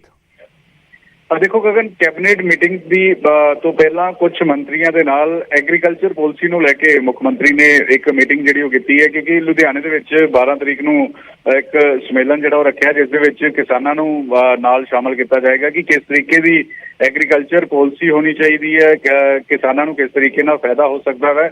उस बाबत पहला खेतीबाड़ी मंत्री कुलदीप सिंह धालीवाल अते मीत हेयर अते एग्रीकल्चर डिपार्टमेंट अते हरपाल सिंह चीमा होरां दे नाल मीटिंग की और उस तो बाद 1:15 के आस-पास जिहड़ा है कैबिनेट की बैठक शुरू हुई है। और इस कैबिनेट की बैठक दे विच जिथे इंडस्ट्री पॉलिसी नूं लैके चर्चा हो रही है उस नवी इंडस्ट्री पॉलिसी अज लागू जिहड़ी ओह कीती जा सकती है क्योंकि नवी इंडस्ट्री पॉलिसी दे विच इस बाबत भी है कि आने वाले दिनों के विच बहुत सारे इन्वेस्टर जिहड़े ने पंजाब दे विच आणगे। 2 दिनों का प्रोग्राम जिहड़ा ओह रखिया होया है पंजाब सरकार दे वल्लों उस बाबत कि इंडस्ट्री नूं किहड़ियां-किहड़ियां सहूलतां मिल सकन, किस तरीके नाल उन्हां नूं वख-वख डिपार्टमेंट च जाण दी बजाय एक विंडो आ सकन। ये सारी चर्चा जिहड़ी ओह चल रही है और इस दे नाल-नाल इलैक्ट्रिकल व्हीकल पॉलिसी नूं लैके भी कैबिनेट दे विच चर्चा जिहड़ी ओह चल रही है और इस दे नाल-नाल जिहड़ा बजट इजलास किन्ने दिन दा होएगा, कदों बजट इजलास बुलाया जाएगा, इस बाबत भी कैबिनेट दे विच चर्चा चल रही है। और इस तो इलावा 3-4 होर एजेंडे ने जिन्हां दी कैबिनेट दे विच इस वेले चर्चा चल रही है और थोड़ी देर बाद कैबिनेट की बैठक खत्म होने तो बाद जिहड़ा मंत्री दे वल्लों ब्रीफिंग भी जिहड़ी ओह कीती जाएगी। ਗਗਨ जी बिल्कुल कुछ ही देर बाद जो मंत्री ब्रीफिंग करेंगे मुड़ पंगे थोड़ा रुख करांगे ਅਸੀਂ ਉਸ ਵੇਲੇ और अहम मीटिंग ਜਿਹੜੀ ਹੈਗੀ ਇਸ ਨੂੰ ਮੰਨਿਆ ਜਾ ਰਿਹਾ क्योंकि 2.5 घंटे तो लगातार चर्चा चल रही है। बहुत बहुत शुक्रिया पंकज इस तमाम जानकारी के लिए। पंकज कपाही मेरे सहयोगी जानकारी दे रहे सन जिस तरीके 2.5 घंटे तो कैबिनेट की मीटिंग चल रही है और मीटिंग ਦੇ ਵਿੱਚ कई सारे अहम मसले ने कई सारियां चर्चावां ने ਜਿਹੜੀਆਂ ਚੱਲ ਰਹੀਆਂ ਨੇ। ਇਸ ਵੇਲੇ ਸਨਅਤੀ ਪਾਲਿਸੀ ਨੂੰ ਲੈ ਕੇ ਸਭ ਤੋਂ ਵੱਡਾ ਫੋਕਸ ਜਿਹੜਾ ਹੈਗਾ ਇਸ ਕੈਬਨਿਟ ਮੀਟਿੰਗ ਦਾ ਹੈਗਾ ਸਨਅਤੀ ਪਾਲਿਸੀ ਪੰਜਾਬ ਦੀ ਲਾਗੂ ਕੀਤੀ ਜਾ ਸਕਦੀ ਹੈ।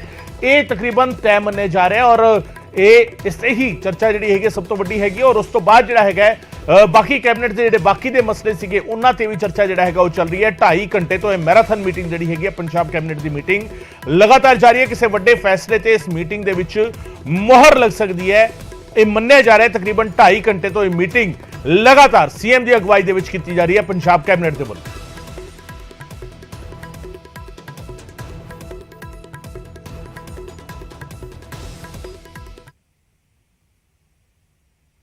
उधर सिख फौजियों के लिए विशेष हैलमेट का विरोध किया जा रहा है। इकबाल सिंह लालपुरा को एसजीपीसी का वफद मिला। वफद ने हैलमेट की तजवीज से विरोध प्रगटाया तो घट गिनती कमीशन के चेयरमैन ने इकबाल सिंह लालपुरा एसजीपीसी के वफद ने उन्होंने सामने अपना पक्ष जिहड़ा है रखा। एसजीपीसी ने दस्सिया कि श्री अकाल तख्त साहिब के जथेदार ते एसजीपीसी मर्यादा के मसले ते बहस नहीं करेंगे पर किते ना किते वो इस हैलमेट के पक्ष विच नहीं ने क्योंकि कितनियां जंगां हुईयां ने जिस दे विच दस्तारां सजा के सिखां ने जंगां लड़ियां ने। सो केंद्र सरकार की सिखा के लिए जी हैलमेट की तजवीज है उससे विरोध जताया है। एसजीपीसी ने एसजीपीसी का वफद इकबाल सिंह लालपुरा मिले घट गिनती कमीशन के चेयरमैन ने इकबाल सिंह लालपुरा उन्होंने नाल मीटिंग हुई और एसजीपीसी का वफद इस मीटिंग के अपनी प्रेजेंटेशन तो बाद बाहर आ गया।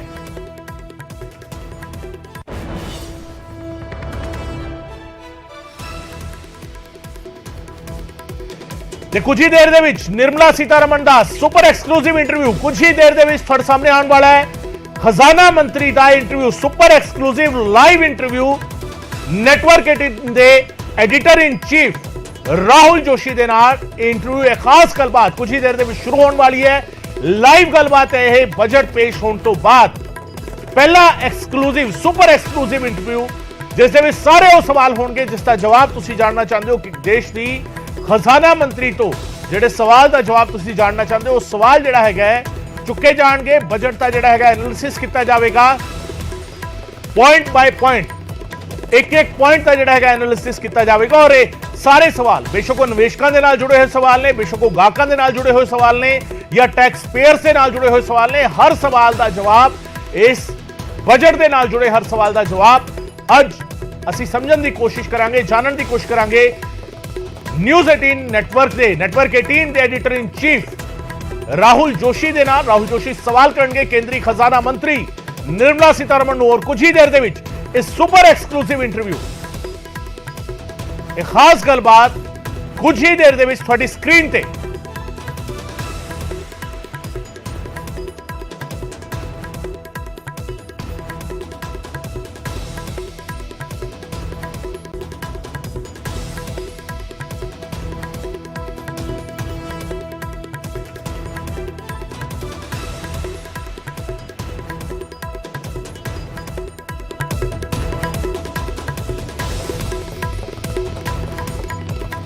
सो बजट को लेके इस बार का बजट क्योंकि खास इसलिए है क्योंकि सैकेंड टेन्योर का आखिरी बजट है फुल फ्लैज बजट जिसको कहा जाता है और उस तो बाद जिहड़ा है नैक्सट बजट जिहड़ा होगा वोट ऑन अकाउंट होगा वो फुल फ्लैज बजट नहीं होंदा पूर्ण बजट नहीं होंदा और पूर्ण बजट को लैके जिहड़ा इस वेले कई सारे सवाल आम लोगों के जहन दे विच ने देश के लोगों के जहन दे विच ने निवेशकों के जहन दे विच ने टैक्स पेयर के जहन दे विच ने आम गाहकों के जहन दे विच ने सस्ता महंगा बहुत कुछ होया इस बार टैक्स भी जिहड़ा है नवे स्लैब का जिहड़ा है ऐलान किया गया है 7 लाख तक की आमदन जिहड़ी है टैक्स फ्री कर दी गई है और इस बजट का ओवरऑल तरीके नाल जेकर देखा जाए तो देश के अर्थचारे ते की असर पवेगा।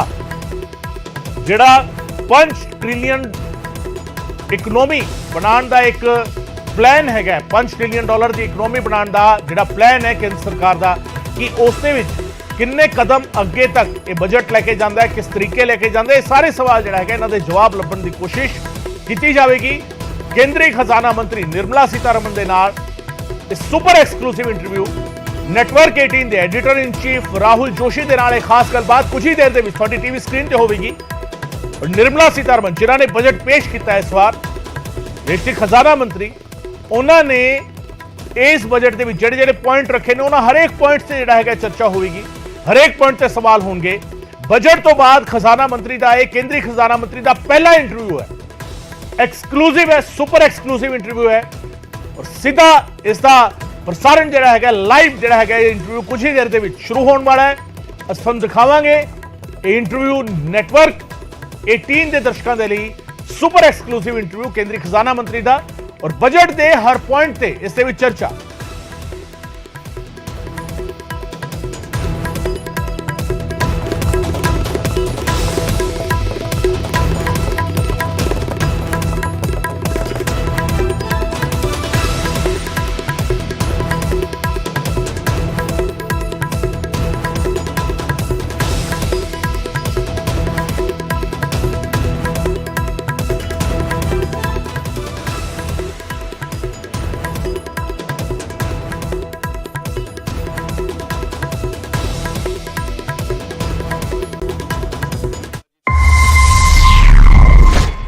Interview to a streaming service and a private news channel. Through this interview, you will reach the length and breadth of the country through all our News 18 channels, CNBC TV 18, CNN News 18, News 18 India, and a slew of digital properties, moneycontrol.com, First Post, and news18.com. Thank you so much for this. My first question, this is your 5th budget. You were navigating 2 epochal events in the last couple of years. One was the ongoing pandemic and its impact, and the other was the war in Ukraine. What I would like to understand from you is what was going on in the mind of Nirmala Sitharaman and, how she was dealing with policy making in these last 5 historic years.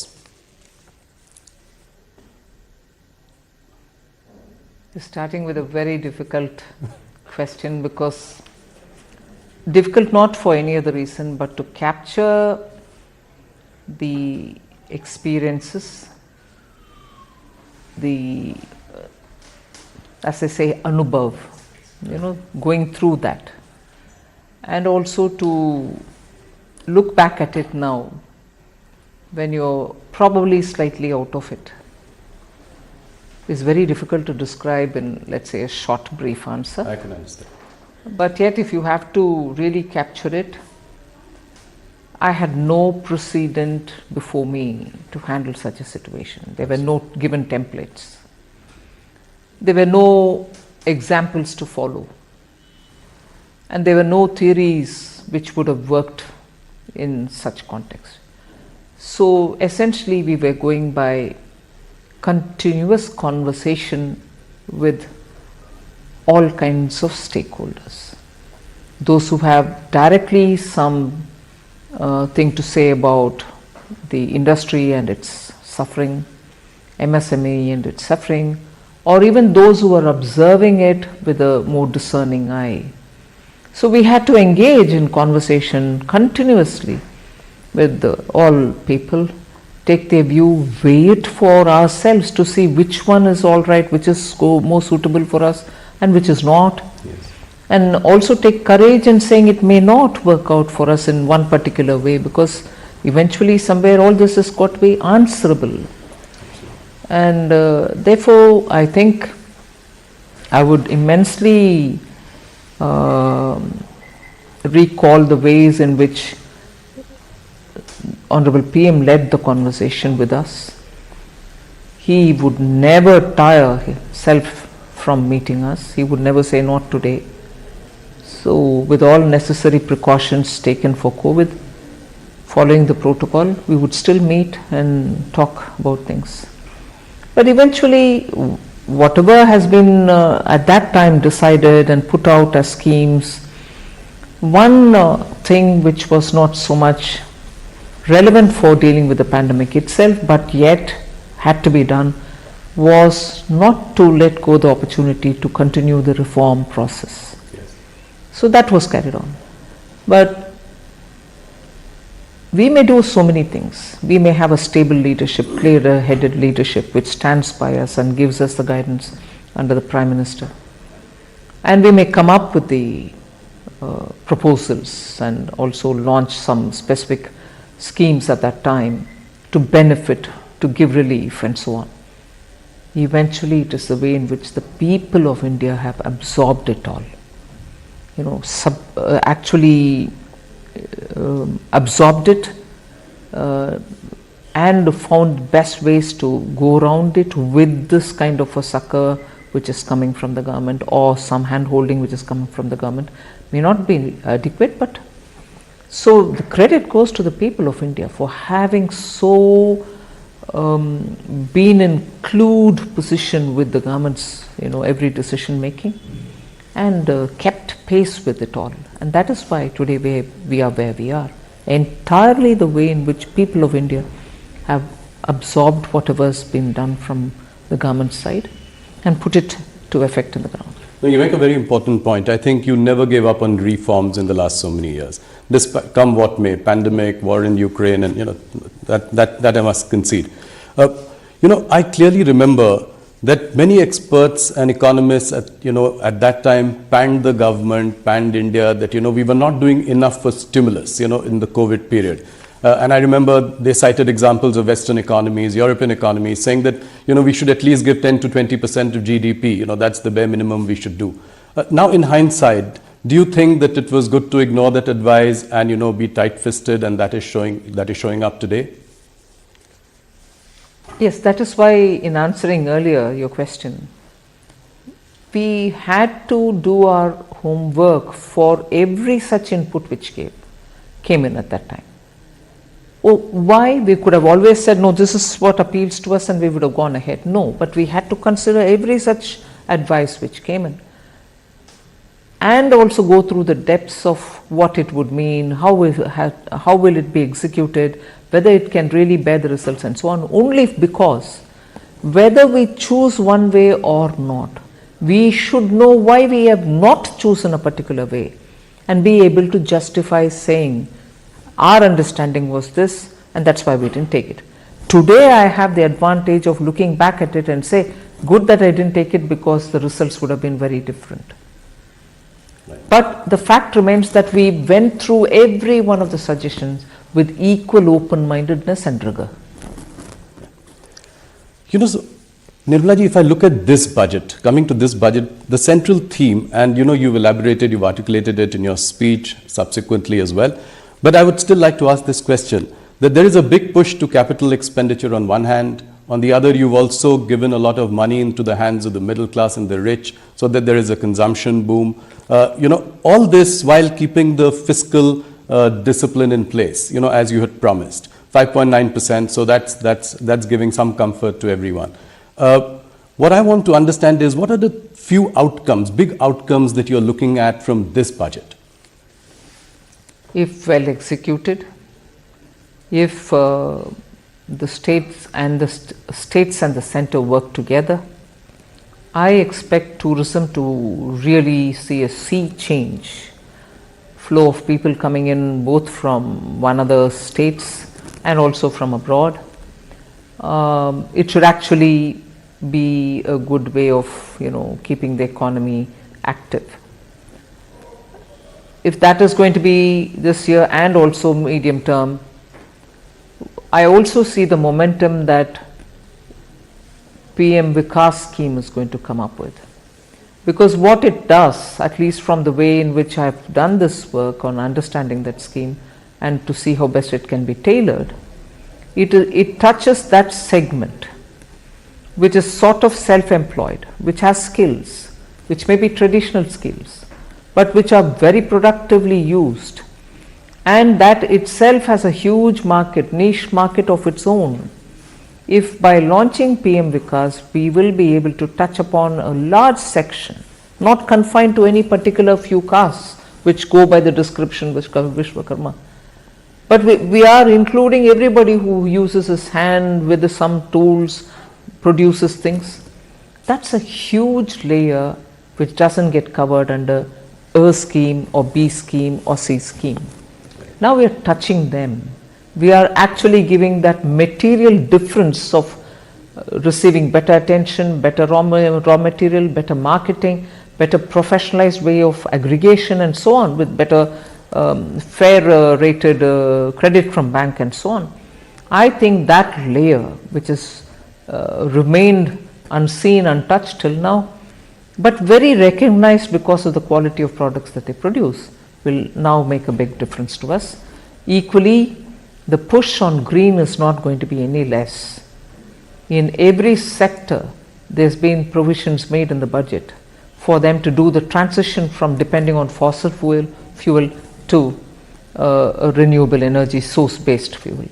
And that will touch every walk of life, not just farmers, not just women in household, both from the point of view of user and also producer. You will generate enough power for yourself and be able to also sell it. And the final but most important, I would think, is the way we are going to shake up and also give life to the self-help women's groups which exist in the rural parts of the country. Some states have extraordinarily done well on SHGs in the last few decades. It's not as if they have been formed only today. A couple of decades they've been on the ground. 81 lakh of them groups exist.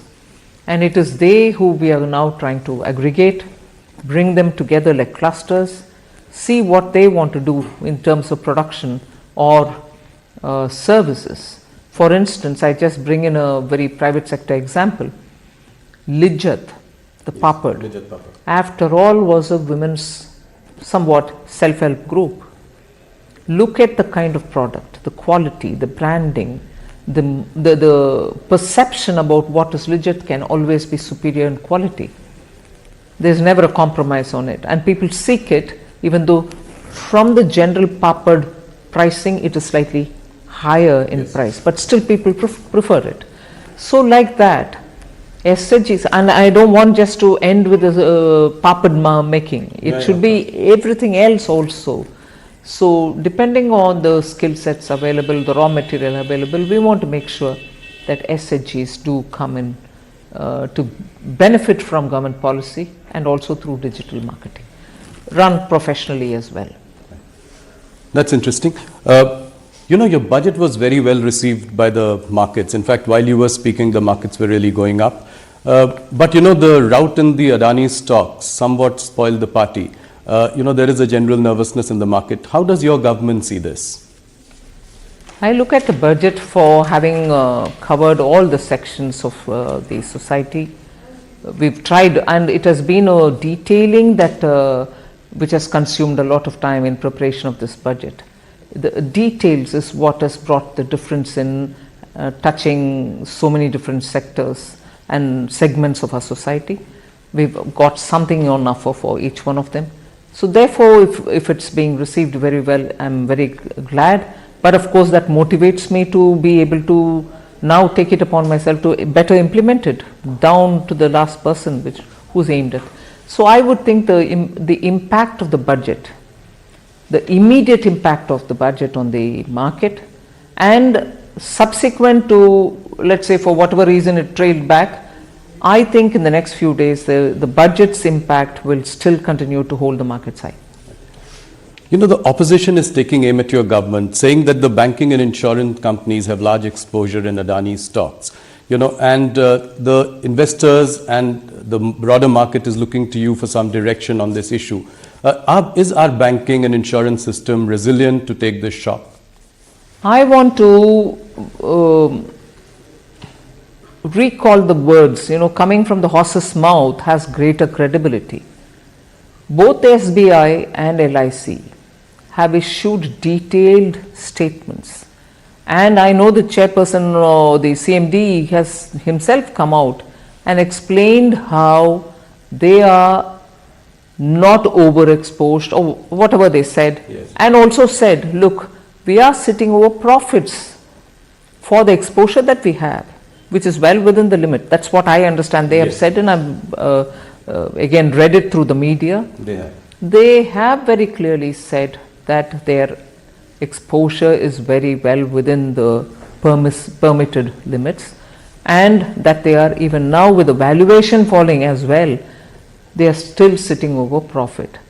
So if that is the horse's mouth, as I refer to, word from the horse's mouth, but in general, both with the RBI, we do have the Financial Stability Board's meeting, which happens once in 6 months. We meet, even recently we have met. So I can only very clearly say both the RBI and we, because of the FSB's meeting, Financial Stability Board's meeting, know that the Indian banking system, if anything, at this stage, for me to use this word, I want to use it with a sense of responsibility, like having gone through the twin balance sheet problem, Indian banking sector today is at a comfortable level with their NPAs coming down to absolutely low levels, recovery is happening, and their position is very sound, which gets reflected in the fact that when they go to raise monies in the market, they are absolutely comfortably raising monies as well. So the entire macroeconomic analysis which any expert would do also highlights the fact that how comfortable the Indian banks are placed in. That cannot be that if they are at risk. Some of the global investors as well, as a knee-jerk reaction, seem to have pulled out some money in the last couple of days. Some have put, fresh investments on hold. What would your message be to the global investors? India remains as before an absolutely well-governed, stable government and also very well, regulated financial market. And as a result, I think the investor confidence which existed before shall continue even now. Our regulators are normally very, very stringent about certain governance practices, and therefore they should, one instance, however much talked about globally it may be, I would think is not going to be indicative of how well Indian financial markets are governed. So many lessons have been learned over the decades, and therefore I think our regulators have kept our market well in prime and prim condition. Thank you. That's very reassuring coming from the Finance Minister. Let me move on to the next question around the budget, and this is to do with the economy. Is the current recovery due to pent-up demand, or do you think that this will be sustained? I think it will be sustained because the pent-up demand argument was very right nearly 4-5 quarters ago, when post the Omicron we were coming back. People thought 2022 festival season was driven by revenge shopping, pent-up demand and so on. But that pent-up demand won't stretch itself for more than one season if you want to, take it that way. 2022 festival season was in its normal course and there was no exaggeration in the markets or even in consumption. So I think it has now reached a level where it will sustain itself. No, I asked this question also because the rural demand is still tepid. Looking at the commentary coming from FMCG companies in India. Also, if we look at, the work under the Manrega scheme and the, and FMCG results, I asked this question in this context as well. Can aggregate demand be more robust?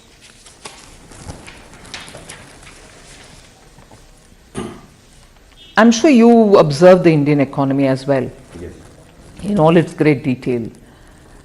Demand doesn't remain stable and then it doesn't remain only going upward. It does come down sometimes and does go up some other times. In fact, at that time, during the pandemic, even during the lockdown, most of us felt the rural demand is very high, and what could explain it? We thought that the farm outputs were very good, and as a result, they were having quite a few money in their hand, and therefore they were able to sustain it. So that happens soon after the harvest. But rural demand even today, in terms of the people who are in the farm equipment manufacturing areas, are quite comfortable with what is going on in the rural market. It's not as if demand has affected them. So people are purchasing equipments to do their tilling or farming activities. That's one. I'm not just talking about tractors, but even the other equipments which go in. One. And second, also rural demand, which is FMCG related or your daily consumption related items.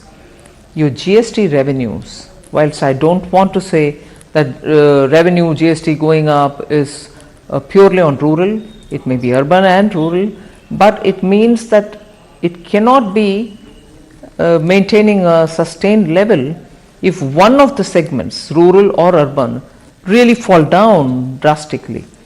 So I don't think it's worrisome, if at all, any drop. The RBI governor says that the worst of inflation is behind us. So can the RBI then take a more relaxed view of monitoring, tightening and support growth in the coming weeks and months?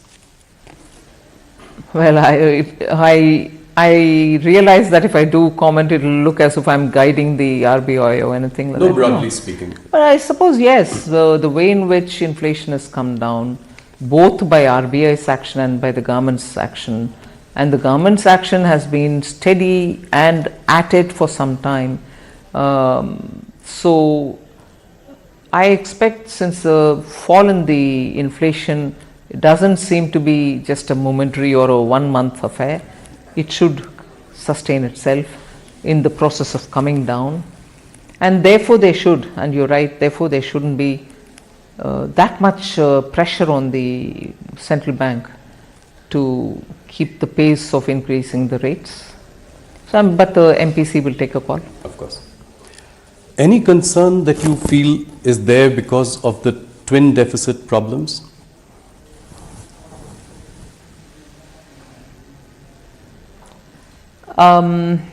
It's not as severe as before. Yes. Yes, when exports come down, you're going to have the current account deficit. But it's also now suddenly going up as well as it was before, a couple of months ago, one.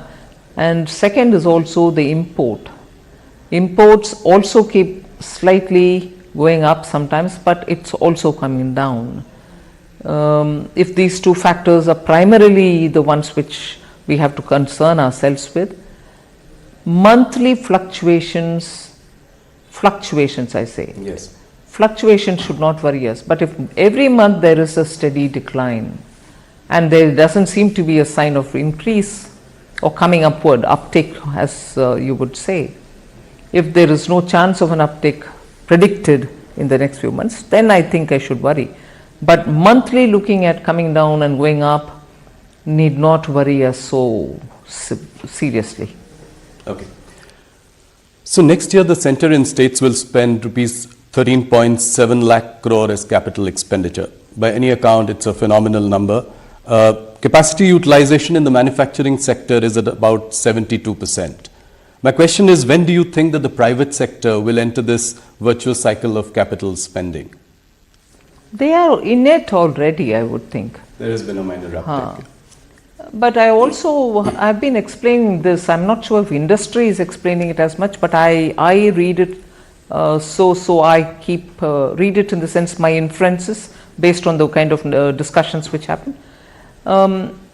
India's industry, the old India industry as well as the new, which is the IT related industry, software and so on, both old India industry and this, are transitioning also with the energy related matters. Are transitioning also in the way in which their shop floors are operated. So the investment that they make is not to create one more unit of what they already have. The investment that they have to make, and therefore the conscious decision that they have to take, will now also look at not just expanding existing capacity the way it is, but also looking at bringing high technology, Web3, robotics, 3D printing and so on. So that together with moving towards more renewable energy use, making a green product of what they are making. For instance, steel industry is facing huge barriers in Europe. Now, their business of having to invest and expand now would be not to just produce more steel, but to produce green steel. So the investment there has three new dimensions which have never been into consideration earlier. Invest and produce green, produce also with the efficiencies of technology. So all this, when comes into play, when your decision making is being done, does take time and more resources. So I would want to give that advantage for India's private sector, that yes, their process is going to be somewhat more complicated in terms of taking the decision, but I think the atmosphere is conducive for that on all grounds, technology, green, and so on. I'm kind of curious that while you've given a boost to capital expenditure and increased outlay to PM Awas Yojana, you've also cut the Manrega budget by almost 33% or 30,000 crore. Why have you done that? Actually, the answer lies in your own question. PM Awas Yojana is also to be done by workers in the area, rural area, who normally would have gone for, let us say, in the absence of this, would have gone for Mahatma Gandhi Rural Employment Guarantee Scheme. That's one answer, because even this has got to be done by people in the rural areas who are looking for jobs, just as Jal Jeevan Mission also goes through rural works. So they have these opportunities as well, which are coming not in a small incremental change, 6% increase, 79,000 crores for PM Awas, and also Jal Jeevan also getting a huge allocation. So these two also are there along with me. Second, Manrega is a demand-driven scheme. The more people come saying we want the job, we give them the work. So what is stated at the budget time estimate tends to keep adding to its resources or demands based on what comes from states. I need more. Then we add more to it and go to the parliament with a supplementary demand.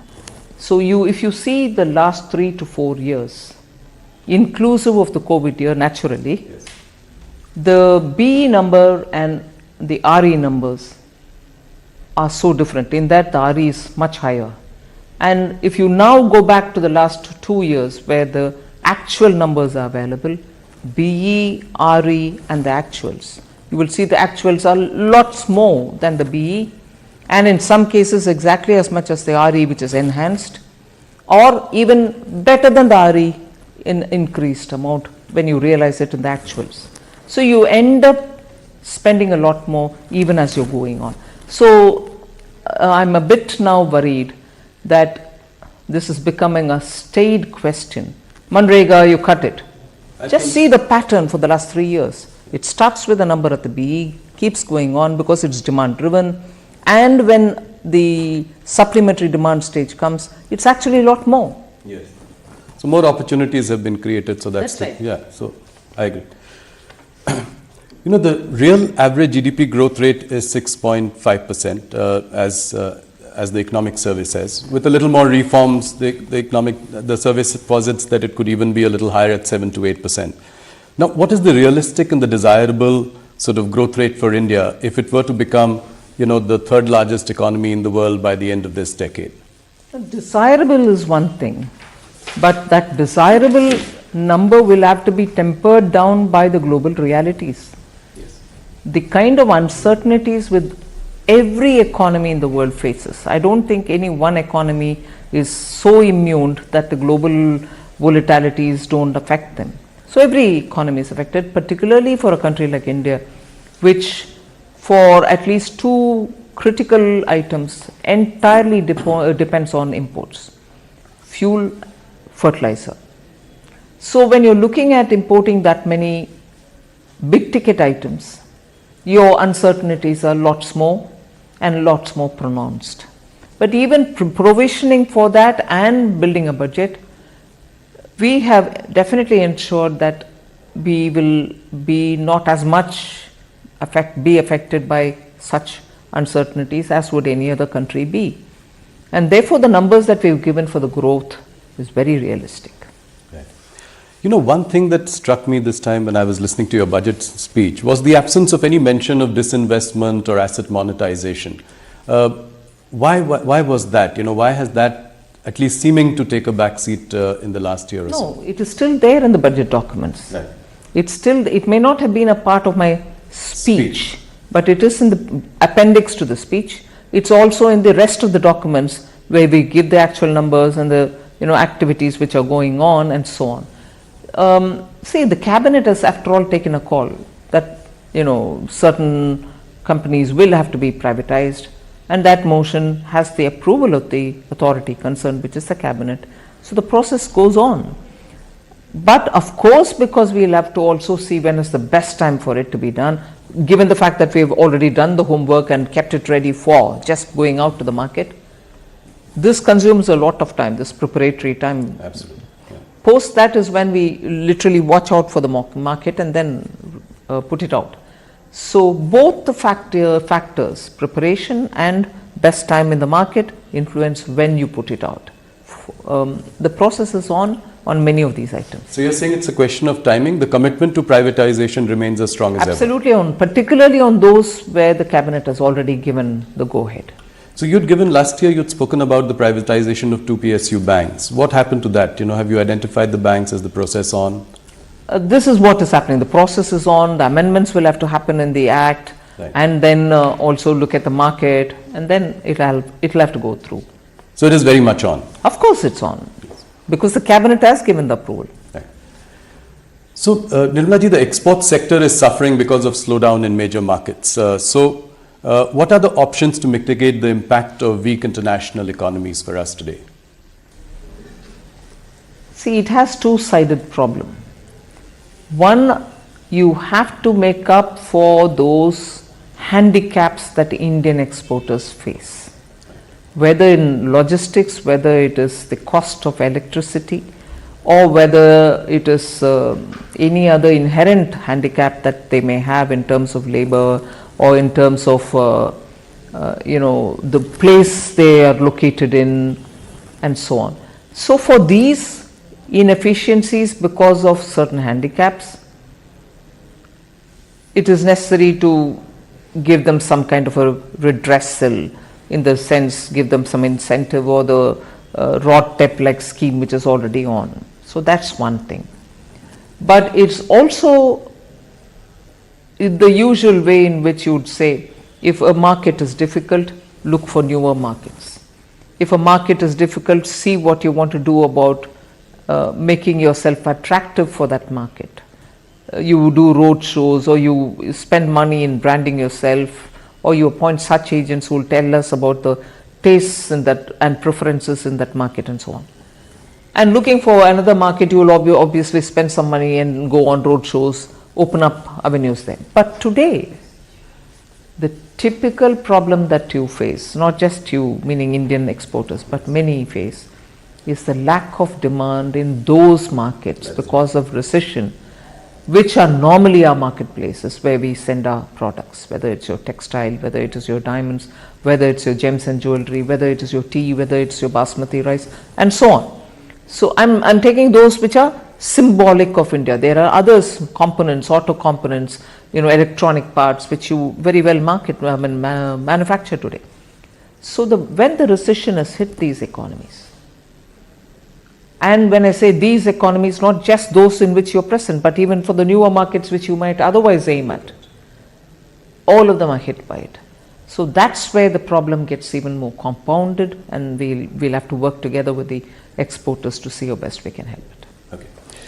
India's trade deficit with China has hit $100 billion in 2022, $100 billion in 2022. Imports keep rising, exports to China are falling. Is this situation acceptable to us? How do we really reverse this trend? No country would want its exports to languish and imports to balloon with any trading partner. But the issue has two-pronged answers. We should be conscious not to have to consume things which come, overly from only one destination. But that doesn't mean I'm imposing any view. We should also be conscious of buying it from elsewhere if it is necessary at all. And for India's exports, it has to also look at ways in which market can be expanded in that territory or in any other geographical jurisdiction. So it is always a twin game. It's like a pair of scissors. You have to look at both the sides What do you make of this growing clamor, especially in some opposition ruled states like Chhattisgarh, Madhya Pradesh, Rajasthan, to bring back the old pension scheme? In fact, Deputy Chief Minister of Maharashtra, Devendra Fadnavis ji, has also spoken about this. He said he'll look into the matter. What is the government's view on this? See, when I talk about government's view, I don't want to speak as though this government view or that government's view. Who, after all, implemented it for the first time? After the decisions were taken at different layers of officialdom, the political dispensations which brought this in was not just NDA. UPA was actively those who brought it forward. The entire question of introduction of OPS, new pension scheme, was during the Congress's period. They didn't at that time talk about rollback. They didn't at that time talk about any, bringing the old system back or anything of that. So now, if without adequate looking into of what it means, are we paying the current generation of pensioners by loading it onto the future generation? And how far, because in government the arguments will quickly come back to you saying, but when government borrows, it's also leaving a burden on the future generation and so on. But that's the argument. Would we all look at what is a reasonable balance?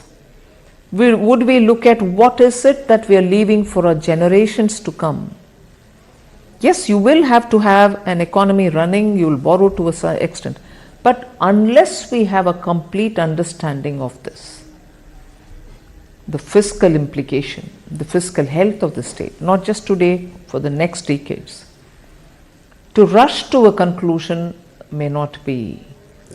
And I was glad to hear in one of the book release programs that I attended, Sri Montek Singh Aluwalia talk about it.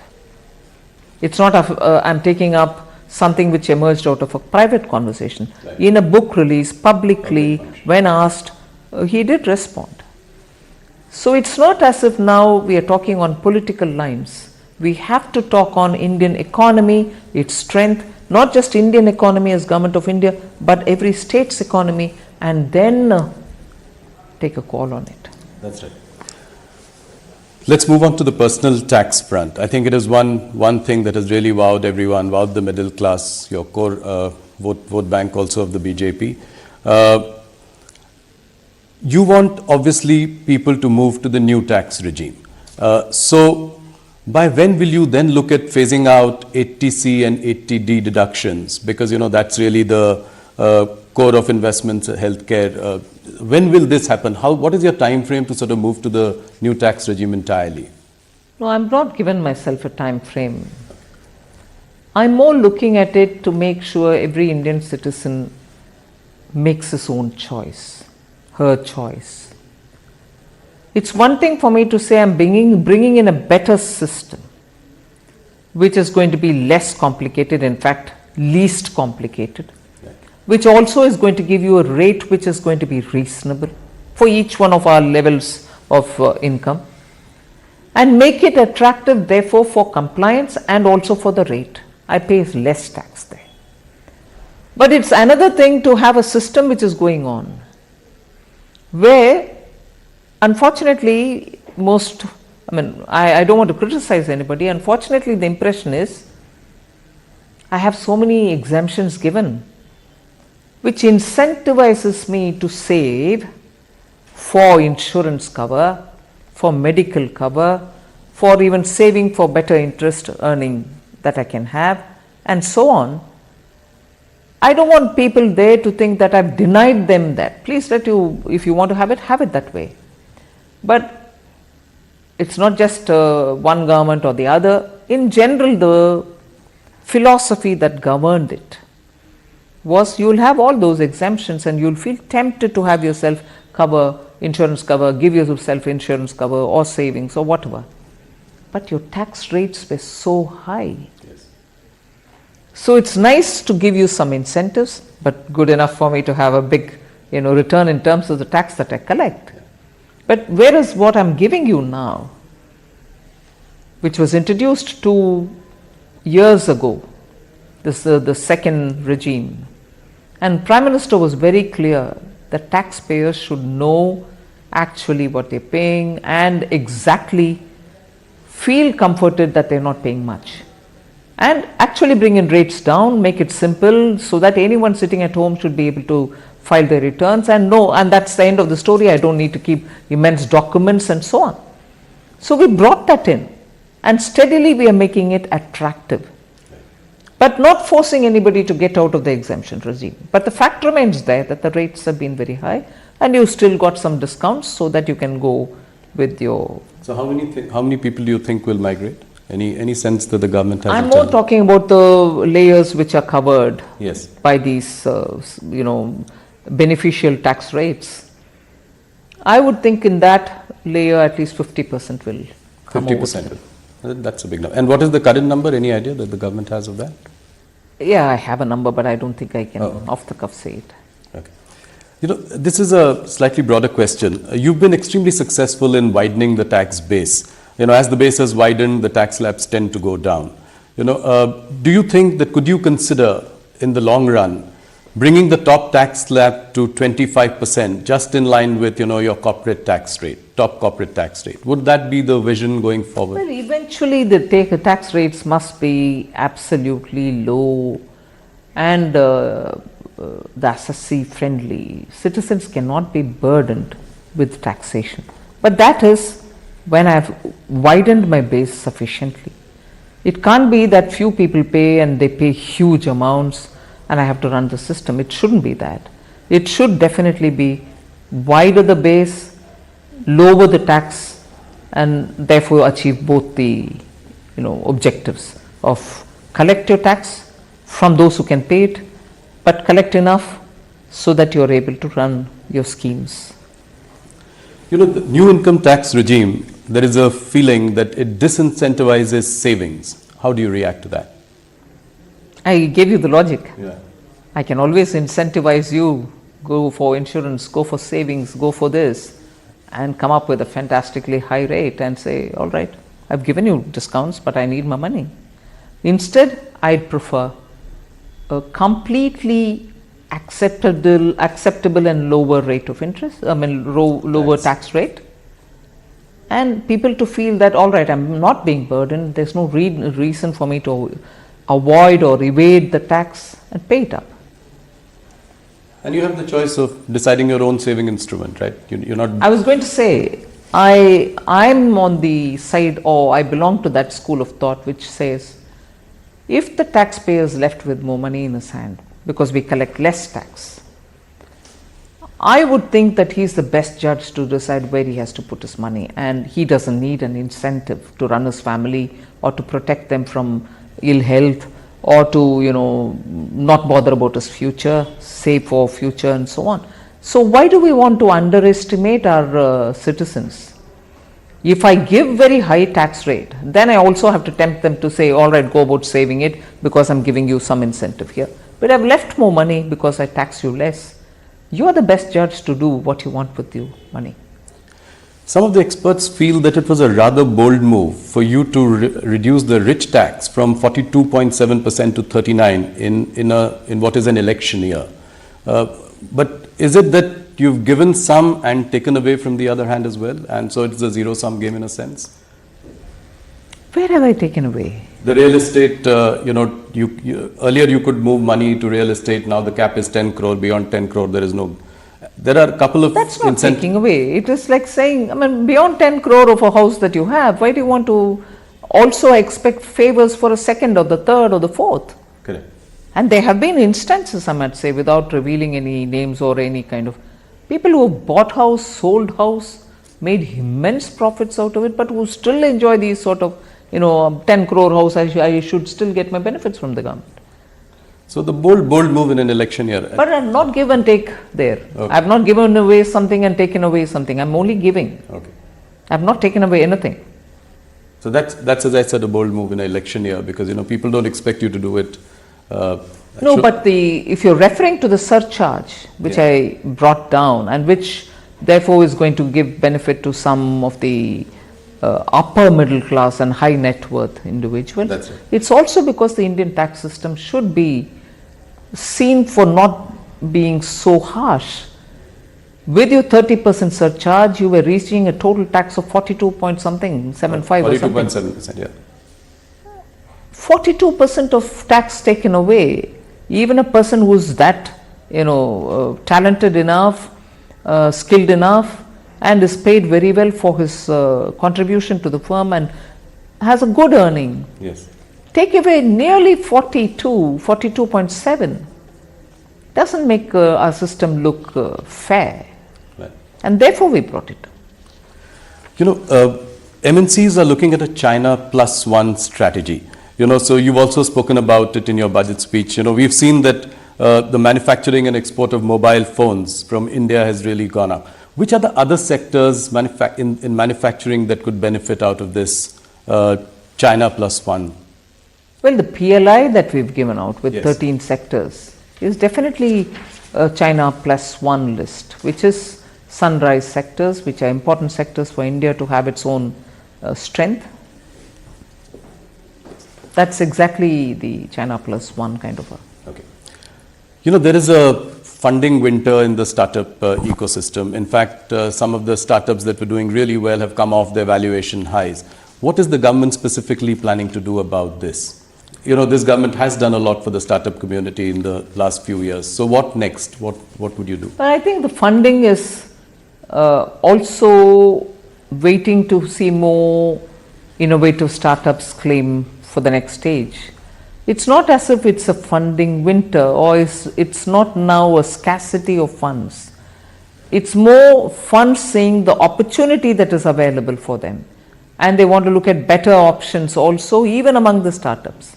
Right. And India, which started in 2016 in a major push, I'm sure startups existed before, but the push happened with the Honorable Prime Minister in 2016 announcing a policy and subsequently coming up year after year some concession. So they also go through a cycle, one round done, the next round of good options. They are there, they will, I'm sure, be available. Nirmala ji, you will be meeting the G20 finance ministers and central bank governors later this month in Bangalore. What is your message to them, and what are your main agenda items that you will take up and highlight? The agenda, of course, is by now fairly well determined. We will be talking about the debt situation globally, because many countries, which were even middle income countries, have suddenly got into debt traps, and those traps are really vicious traps. They are not able to come out of it. Now, during the pandemic, debt servicing, there was a scheme which the IMF and also looking at the G20 formulation, there was a plan which had come, debt servicing, and many of these countries didn't have to service their borrowing for a certain period because of the pandemic, and there was a call for extending it. It was extended. But we are also making sure that enough monies are available with these institutions, multilateral institutions, so that they are able to better respond to situation, have better leverage over the funds that they already have with them. So these are matters of discussion: debt servicing, also debt financing, multilateral finance institutions and their reforms, about which Honorable PM has spoken several times: UN reform, IMF reform, WTO reform, World Bank reform, and so on.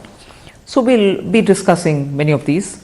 Also looking at a global kind of a SOP to be available, to be agreed upon for regulating crypto assets, whilst recognizing the central bank as the authority for issuing cryptocurrency.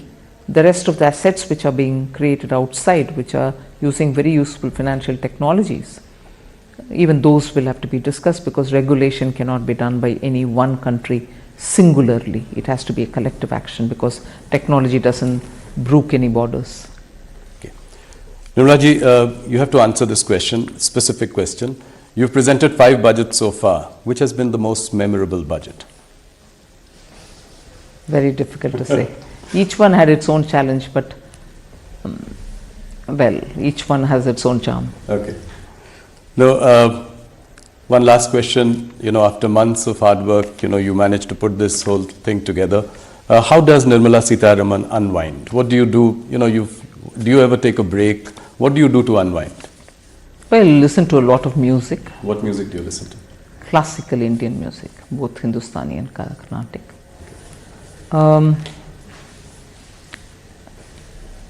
I sleep well every day. I think we should I be in have a happy sleep routine. We should be in a happy place that the finance minister of the country sleeps well. Absolutely, because we have a good prime minister who's got that kind of a vision, and the strength of the leadership that he brings along helps the country. So yes, that too. Good sleep.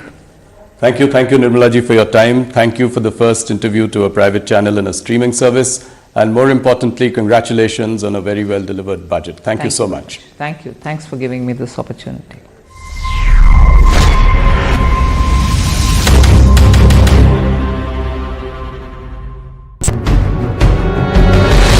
रोकथाम लानी चाहिए। आम आदमी party वालों हुणे वार किए जा रहे हैं जी कि गवर्नर साहब क्यों गए, गवर्नर साहब क्यों बोले, पंजाब नूं बदनाम करता। मैं बेनती करना चाहना है, आपां नूं संजीदगी दिखानी चाहिए है। पंजाब दे अंदर नशा वध गया, इस गल नूं एडमिट करना चाहिए है। भगवंत मान जी नूं इस गल तो सचेत होने की लोड़ आ कि बॉर्डर के पिंडां दे अंदर स्कूलों तक नशा पहुंचता जा रहा है। तो गवर्नर साहब भी जिस दे उत्ते सवाल कर रहे हैं ਤੇ ਉਹ ਕਿਸੇ ਨੂੰ ਕਟਗਰੇ 'ਚ ਨਹੀਂ ਖੜਾ ਕਰ ਰਹੇ, ਬਲਕਿ ਪੰਜਾਬ ਦੀ ਚਿੰਤਾ ਕਰ ਰਹੇ, ਜਿਹੜੀ ਕਿ ਆਪਾਂ ਸਭ ਨੂੰ ਮਿਲ ਕੇ ਕਰਨੀ ਚਾਹੀਦੀ ਹੈ। ਤੇ ਪੰਜਾਬ ਦੇ ਮੁੱਖ ਮੰਤਰੀ ਭਗਵੰਤ ਮਾਨ ਨੇ ਜਲੰਧਰ ਤੋਂ ਬਨਾਰਸ ਜਾਣ ਵਾਲੀ ਸਪੈਸ਼ਲ ਟ੍ਰੇਨ ਨੂੰ ਹਰੀ ਝੰਡੀ ਦਿਖਾਈ। ਇਹ ਰੇਲ ਦਲਿਤ ਭਾਈਚਾਰੇ ਦੇ ਵੱਡੇ ਡੇਰੇ ਸੱਚਖੰਡ ਬੱਲਾ ਵੱਲੋਂ ਚਲਾਈ ਗਈ ਹੈ, ਜਿਸ ਨੂੰ ਹੁਣ ਜਲੰਧਰ ਜ਼ਿਮਨੀ ਚੋਣ ਦੇ ਨਾਲ ਜੋੜ ਕੇ ਵੇਖਿਆ ਜਾ ਰਿਹਾ ਤੇ ਸੀਐਮ ਮਾਨ ਨੇ ਖੁਦ ਟ੍ਰੇਨ ਨੂੰ ਰਵਾਨਾ ਕੀਤਾ। ਮੁੱਖ ਮੰਤਰੀ ਵੱਲੋਂ ਭਗਤ ਰਵਿਦਾਸ ਜੀ ਦਾ ਜਨਮ ਦਿਹਾੜਾ ਮਨਾਉਣ ਲਈ ਬਨਾਰਸ ਜਾ ਰਹੀ ਸੰਗਤ ਨੂੰ ਸੁਨੇਹਾ ਦੇਣ ਦੀ ਇਹ ਕੋਸ਼ਿਸ਼ ਸੀ ਕਿ ਸਰਕਾਰ ਭਗਤ ਰਵਿਦਾਸ ਜੀ ਦੇ ਬਰਾਬਰਤਾ ਵਾਲੇ ਸੰਦੇਸ਼ ਨੂੰ ਮੰਨਦੀ ਹੈ। ਇਹ ਕਿਸੇ ਇੱਕ ਫਿਰਕੇ ਦਾ ਪ੍ਰੋਗਰਾਮ ਨਹੀਂ, ਇੱਕ ਵਰਗ ਦਾ ਪ੍ਰੋਗਰਾਮ ਨਹੀਂ, ਸਾਰਿਆਂ ਦਾ ਪ੍ਰੋਗਰਾਮ ਹੈ। ਕਿਉਂਕਿ ਸਰਬ ਸਾਂਝੀ ਗੁਰਬਾਣੀ ਦੇ ਵਿੱਚ ਸ਼੍ਰੀ ਰਵਿਦਾਸ ਜੀ ਦੀ ਜਿਹੜੀ ਬਾਣੀ ਹੈ, ਜਦੋਂ ਵੀ ਤੁਸੀਂ ਕੋਈ ਉਹਦੇ ਚੋਂ ਪੰਕਤੀਆਂ ਪੜੋਗੇ ਤਾਂ ਉਹਦੇ ਵਿੱਚ ਬਰਾਬਰਤਾ ਦਾ ਸੰਦੇਸ਼ ਹੀ ਮਿਲੂਗਾ। ਉਧਰ ਬਨਾਰਸ ਜਾ ਰਹੀ ਸੰਗਤ ਨੇ ਵੀ ਸਪੈਸ਼ਲ ਟ੍ਰੇਨ ਚਲਾਉਣ ਲਈ ਡੇਰਾ ਸੱਚਖੰਡ ਬੱਲਾ ਦੇ ਨਾਲ ਪੰਜਾਬ ਸਰਕਾਰ ਦਾ ਧੰਨਵਾਦ ਕੀਤਾ। ਇਹ 2 ਟ੍ਰੇਨਾਂ ਸਪੈਸ਼ਲ ਸੰਗਤਾਂ ਦੇ ਵਾਧਾ ਨੂੰ ਦੇਖ ਕੇ ਇਸ ਕਰਕੇ ਵਿਸ਼ੇਸ਼ ਉਪਰਾਲਾ ਸੈਂਟਰ ਸਰਕਾਰ ਨੇ ਕੀਤਾ, ਉਹਦਾ ਵੀ ਧੰਨਵਾਦ। ਔਰ ਜੋ ਅੱਜ ਸੀਐਮ ਜਿਹੜੇ ਪੰਜਾਬ ਦੀ ਟ੍ਰੇਨ ਨੂੰ ਝੰਡੀ ਦੇਣ ਲਈ ਆ ਰਿਹਾ, ਜਦ ਕਿ ਅਸੀਂ ਤਾਂ ਪਰਸੋਂ ਕਿਉਂਕਿ ਮੈਂ ਵੀ ਮਿਲਣ ਨਾਲ ਗਿਆ ਸੀ, ਜੋ ਸੀਐਮ ਸਾਹਿਬ ਨੂੰ ਮਿਲੇ ਅਸੀਂ ਇਸ ਤਾਂ ਬੇਨਤੀ ਕੀਤੀ ਬਨਾਰਸ ਆਉਣ ਦੀ, ਲੇਕਿਨ ਉਹਨਾਂ ਨੇ ਕਿਹਾ ਕਿ ਮੈਂ ਜਲੰਧਰ ਪਹੁੰਚਾਂਗਾ, ਤੇ ਅਸੀਂ ਉਹਨਾਂ ਦਾ ਵੀ ਪੰਜਾਬ ਸਰਕਾਰ ਦਾ ਧੰਨਵਾਦ ਕਰਦੇ ਹਾਂ ਕਿ ਦੇਰ ਆਏ ਦਰੁਸਤ ਆਏ। ਇਸ ਰੇਲ ਨੂੰ ਹੁਣ ਜਲੰਧਰ ਦੀ ਜ਼ਿਮਨੀ ਚੋਣ ਨਾਲ ਜੋੜ ਕੇ ਦੇਖਿਆ ਜਾ ਰਿਹਾ ਹੈ। ਦਰਅਸਲ ਐਮਪੀ ਸੰਤੋਖ ਸਿੰਘ ਚੌਧਰੀ ਦੀ ਮੌਤ ਤੋਂ ਬਾਅਦ ਹੁਣ ਜਲੰਧਰ ਲੋਕ ਸਭਾ ਸੀਟ ਖਾਲੀ ਹੋ ਗਈ ਹੈ ਤੇ ਡੇਰਾ ਸੱਚਖੰਡ ਬੱਲਾ ਦੁਆਬੇ ਤੇ ਦਲਿਤ ਸਮਾਜ ਦੀ ਸਿਆਸਤ ਤੇ ਵੱਡਾ ਪ੍ਰਭਾਵ ਰੱਖਦਾ ਹੈ। ਤੇ ਗੱਲ ਅਧਿਆਪਕਾਂ ਦੀ ਟ੍ਰੇਨਿੰਗ ਦੀ, ਜਲਦੀ ਪੰਜਾਬ ਦੇ ਸਰਕਾਰੀ ਸਕੂਲਾਂ ਦੇ 36 ਪ੍ਰਿੰਸੀਪਲ ਸਿੰਗਾਪੁਰ ਜਾ ਰਹੇ, ਜਿੱਥੇ ਉਹ ਕਰੀਬ 6 ਦਿਨ ਰੁਕਣਗੇ। ਪੰਜਾਬ ਦੇ ਮੁੱਖ ਮੰਤਰੀ ਭਗਵੰਤ ਮਾਨ ਨੇ ਇਸ ਦੀ ਜਾਣਕਾਰੀ ਦਿੰਦੇ ਹੋਏ ਆਉਣ ਵਾਲੇ ਦਿਨਾਂ 'ਚ ਸਿੱਖਿਆ ਦਾ ਪੱਧਰ ਹੋਰ ਉੱਚਾ ਲਿਜਾਣ ਦੀ ਗੱਲ ਕਹੀ। ਮੈਨੂੰ ਇਹ ਦੱਸਦਿਆਂ ਬੜੀ ਖੁਸ਼ੀ ਹੋ ਰਹੀ ਹੈ ਕਿ ਸਰਕਾਰੀ ਸਕੂਲਾਂ ਦੇ 36 ਪ੍ਰਿੰਸੀਪਲ ਜਿਹੜੇ ਨੇ ਉਹ 4 ਫਰਵਰੀ ਨੂੰ ਸਿੰਗਾਪੁਰ ਟ੍ਰੇਨਿੰਗ ਤੇ ਜਾ ਰਹੇ ਨੇ ਤੇ 6 ਫਰਵਰੀ ਤੋਂ ਲੈ ਕੇ 10 ਫਰਵਰੀ ਤੱਕ ਉਹਨਾਂ ਦਾ ਪ੍ਰੋਫੈਸ਼ਨਲ ਟੀਚਿੰਗ ਟ੍ਰੇਨਿੰਗ ਸੈਮੀਨਾਰ ਹੋਊਗਾ, ਜਿੱਥੇ ਉਹਨਾਂ ਨੂੰ ਪੜ੍ਹਾਉਣ ਦੇ ਨਵੇਂ-ਨਵੇਂ ਤਰੀਕੇ, ਲੇਟੈਸਟ ਤਰੀਕੇ ਜਿਹੜੇ ਨੇ ਆਧੁਨਿਕ ਤਕਨੀਕਾਂ ਨਾਲ ਕਿਵੇਂ ਪੜ੍ਹਾਇਆ ਜਾਂਦਾ ਹੈ, ਉਹ ਜਿਹੜੇ ਉਹਨਾਂ ਨੂੰ ਸਿਖਾਏ ਜਾਣਗੇ। ਇਹ ਅਧਿਆਪਕ 6 ਫਰਵਰੀ ਤੋਂ 10 ਫਰਵਰੀ ਤੱਕ ਸਿੰਗਾਪੁਰ 'ਚ ਪ੍ਰੋਫੈਸ਼ਨਲ ਟੀਚਰ ਟ੍ਰੇਨਿੰਗ ਸੈਮੀਨਾਰ ਦਾ ਹਿੱਸਾ ਬਣਨਗੇ, ਜਿੱਥੇ ਇਹ ਪੜ੍ਹਾਉਣ ਦੇ ਲੇਟੈਸਟ ਤਰੀਕਿਆਂ ਦੇ ਬਾਰੇ 'ਚ ਜਾਣਕਾਰੀ ਹਾਸਲ ਕਰਨਗੇ। 11 ਫਰਵਰੀ ਨੂੰ ਸਾਰੇ ਪ੍ਰਿੰਸੀਪਲ ਸਿੰਗਾਪੁਰ ਤੋਂ ਵਾਪਸ ਪਰਤਣਗੇ। ਤੇ ਪੰਜਾਬ 'ਚ ਟੀਚਰਸ ਦਾ ਸਿੰਗਾਪੁਰ ਟੂਰ ਕਨਫਰਮ ਹੋਇਆ ਤਾਂ ਕੇਜਰੀਵਾਲ ਦਿੱਲੀ 'ਚ ਐਲਜੀ ਤੇ ਭੜਕ ਉੱਠੇ।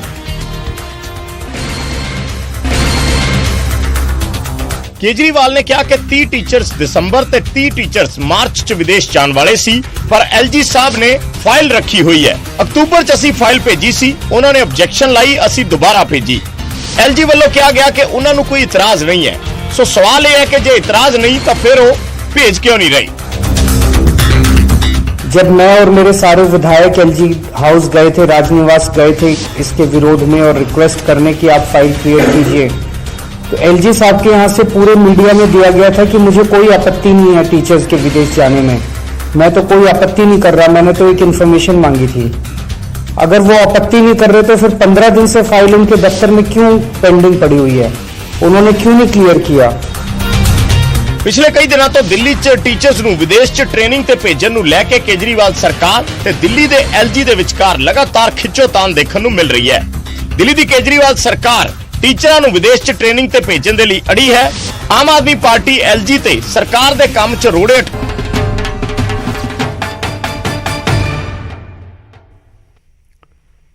सत श्री अकाल, तुसीं देख रहे हो न्यूज़ 18 पंजाब हरियाणा। मैं परमिंदर सिंह तेजा, सारे दर्शकों का बुलेटिन स्वागत है। शुरुआत करेंगे वड्डी खबर तो। परनीत कौर नूं कांग्रेस दे विचों सस्पेंड कर दिता गया है।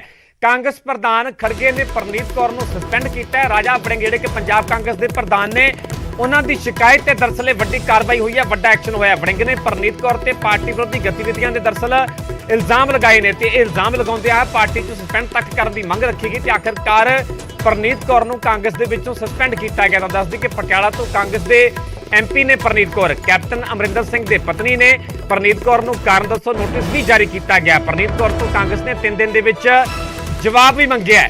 दरअसल कैप्टन अमरिंदर सिंह दे बीजेपी दे विच शामिल होने तो बाद लगातार पंजाब कांग्रेस के कई लीडर परनीत कौर के खिलाफ कार्रवाई की मंग कर चुके हैं ते हुण राजा वड़िंग की शिकायत आखिरकार परनीत कौर नूं कांग्रेस दे विचों सस्पेंड कर दिता गया, क्योंकि लगातार ये अपने आप दे सवाल बनया होया सीगा कि परनीत कौर एक पासे कांग्रेस के संसद मैंबर ने, उन्होंने पति कैप्टन अमरिंदर सिंह जिवें उन्होंने सीएम की कुर्सी तो उहदे तो हटाया जाता है, चरणजीत चन्नी सीएम बनते, उस तो बाद उन्होंने वालों अपनी पार्टी पंजाब लोक कांग्रेस बनाई जाती है, फिर चोणों तो बाद जो रस्मी तौर पर बीजेपी का पल्ला फड़ लेंगे। तो इस विचाले लगातार कांग्रेस के पंजाब कांग्रेस के कई सीनियर लीडर, कई सीनियर आगू इस गल की लगातार मंग रख रहे सन कि आखिरकार परनीत कौर के खिलाफ एक्शन क्यों नहीं हो रहा, परनीत कौर नूं कांग्रेस चों बाहर दा रस्ता क्यों नहीं विखाया जा रहा। इस दे विचाले जदों पंजाब कांग्रेस के प्रधान राजा वड़िंग दे वल्लों ये मंग की गई, शिकायत की गई, तो आखिरकार परनीत कौर नूं पार्टी दे विचों सस्पेंड किया गया।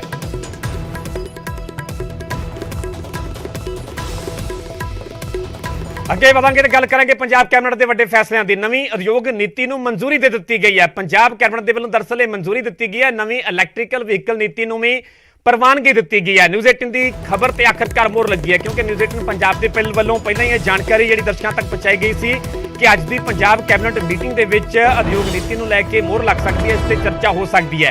तो आखिरकार पंजाब कैबिनेट के वल्लों वड्डे फैसले ले गए हैं। Punjab forensic science service rule दे विच जिहड़ी थोड़ी बहुती अमेंडमेंट की गई आ, ताकि जिहड़ियां उत्थे काफ़ी सारियां टैक्नीकल लैब्स दीयां पोस्टां खाली पईयां सी, बहुत सारियां फोरेंसिक साइंस दीयां रिपोर्टां हुंदियां नेगीयां जिहड़ियां अदालतां दे अंदर जिन्हां नूं बतौर एविडेंस बतौर सबूत वरतिया जांदा गा, वो डिले हो जांदियां सीगियां और बहुत सारे मुकदमियां दा फैसला सही समय सिर नहीं हुंदा सीगा।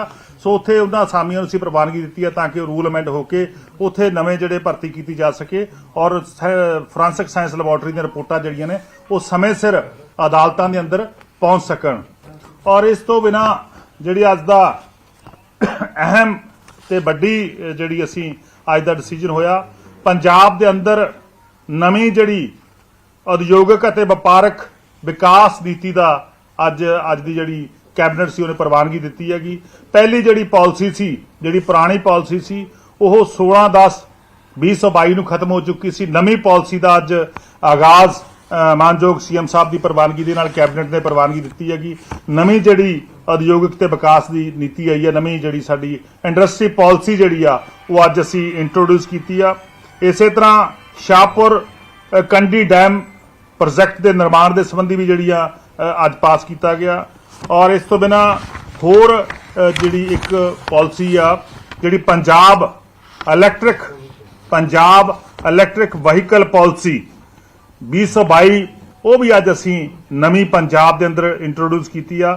इस तो बिना जिहड़े अध्यापक ਜਿਹੜੇ ਅਧਿਆਪਕ, ਜਿਹੜੇ ਸਕੂਲ ਮੁਖੀ, ਜਿਨ੍ਹਾਂ ਨੂੰ ਅਸੀਂ ਟ੍ਰੇਨਿੰਗ ਦੇ ਲਈ ਫੋਰਨ ਦੇ ਵਿੱਚ ਭੇਜਿਆ ਗਿਆ, ਜਿਨ੍ਹਾਂ ਨੂੰ ਸਾਡੇ ਬੱਚਿਆਂ ਨੂੰ ਅੱਛੀ ਐਜੂਕੇਸ਼ਨ ਦੇਣ ਦੇ ਮਕਸਦ ਦੇ ਨਾਲ ਸਾਡੇ ਆਉਣ ਵਾਲੇ ਸਮੇਂ ਦੇ ਅੰਦਰ ਪੰਜਾਬ ਦੇ ਅੰਦਰ ਇੱਕ ਅੱਛੀ ਐਜੂਕੇਸ਼ਨ ਹੋਵੇ, ਤਾਂ ਕਿ ਅਸੀਂ ਆਪਣੇ ਅਧਿਆਪਕਾਂ ਨੂੰ ਬਾਹਰਲੇ ਦੇਸ਼ਾਂ ਦੇ ਵਿੱਚ ਭੇਜੀਏ। ਅਸੀਂ ਉਹਨਾਂ ਦੇ ਲਈ ਵੀ ਅੱਜ ਨਵੀਆਂ ਜਿਹੜੀਆਂ ਸੋਧਾਂ ਕੀਤੀਆਂ ਨੇਗੀਆਂ। ਸੋ ਮੈਂ ਹੁਣ ਅਮਨ ਅਰੋੜਾ ਜੀ ਨੂੰ ਰਿਕੁਐਸਟ ਕਰੂੰਗਾ ਕਿ ਅੱਜ ਦੀ ਜਿਹੜੀ ਨਵੀਂ ਇੰਡਸਟਰੀਅਲ ਪਾਲਿਸੀ ਆ ਉਹਦੇ ਸੰਬੰਧੇ ਡਿਟੇਲ ਦੇ ਨਾਲ ਤੁਹਾਡੇ ਨਾਲ ਸਾਂਝਾ ਕਰਨਗੇ। ਨਵੀਂ ਜਿਹੜੀ ਅੱਜ ਦੀ ਇੰਡਸਟਰੀਅਲ ਪਾਲਿਸੀ ਅਸੀਂ ਅੱਜ ਅਡਾਪਟ ਕੀਤੀ ਹੈ। ਤੁਸੀਂ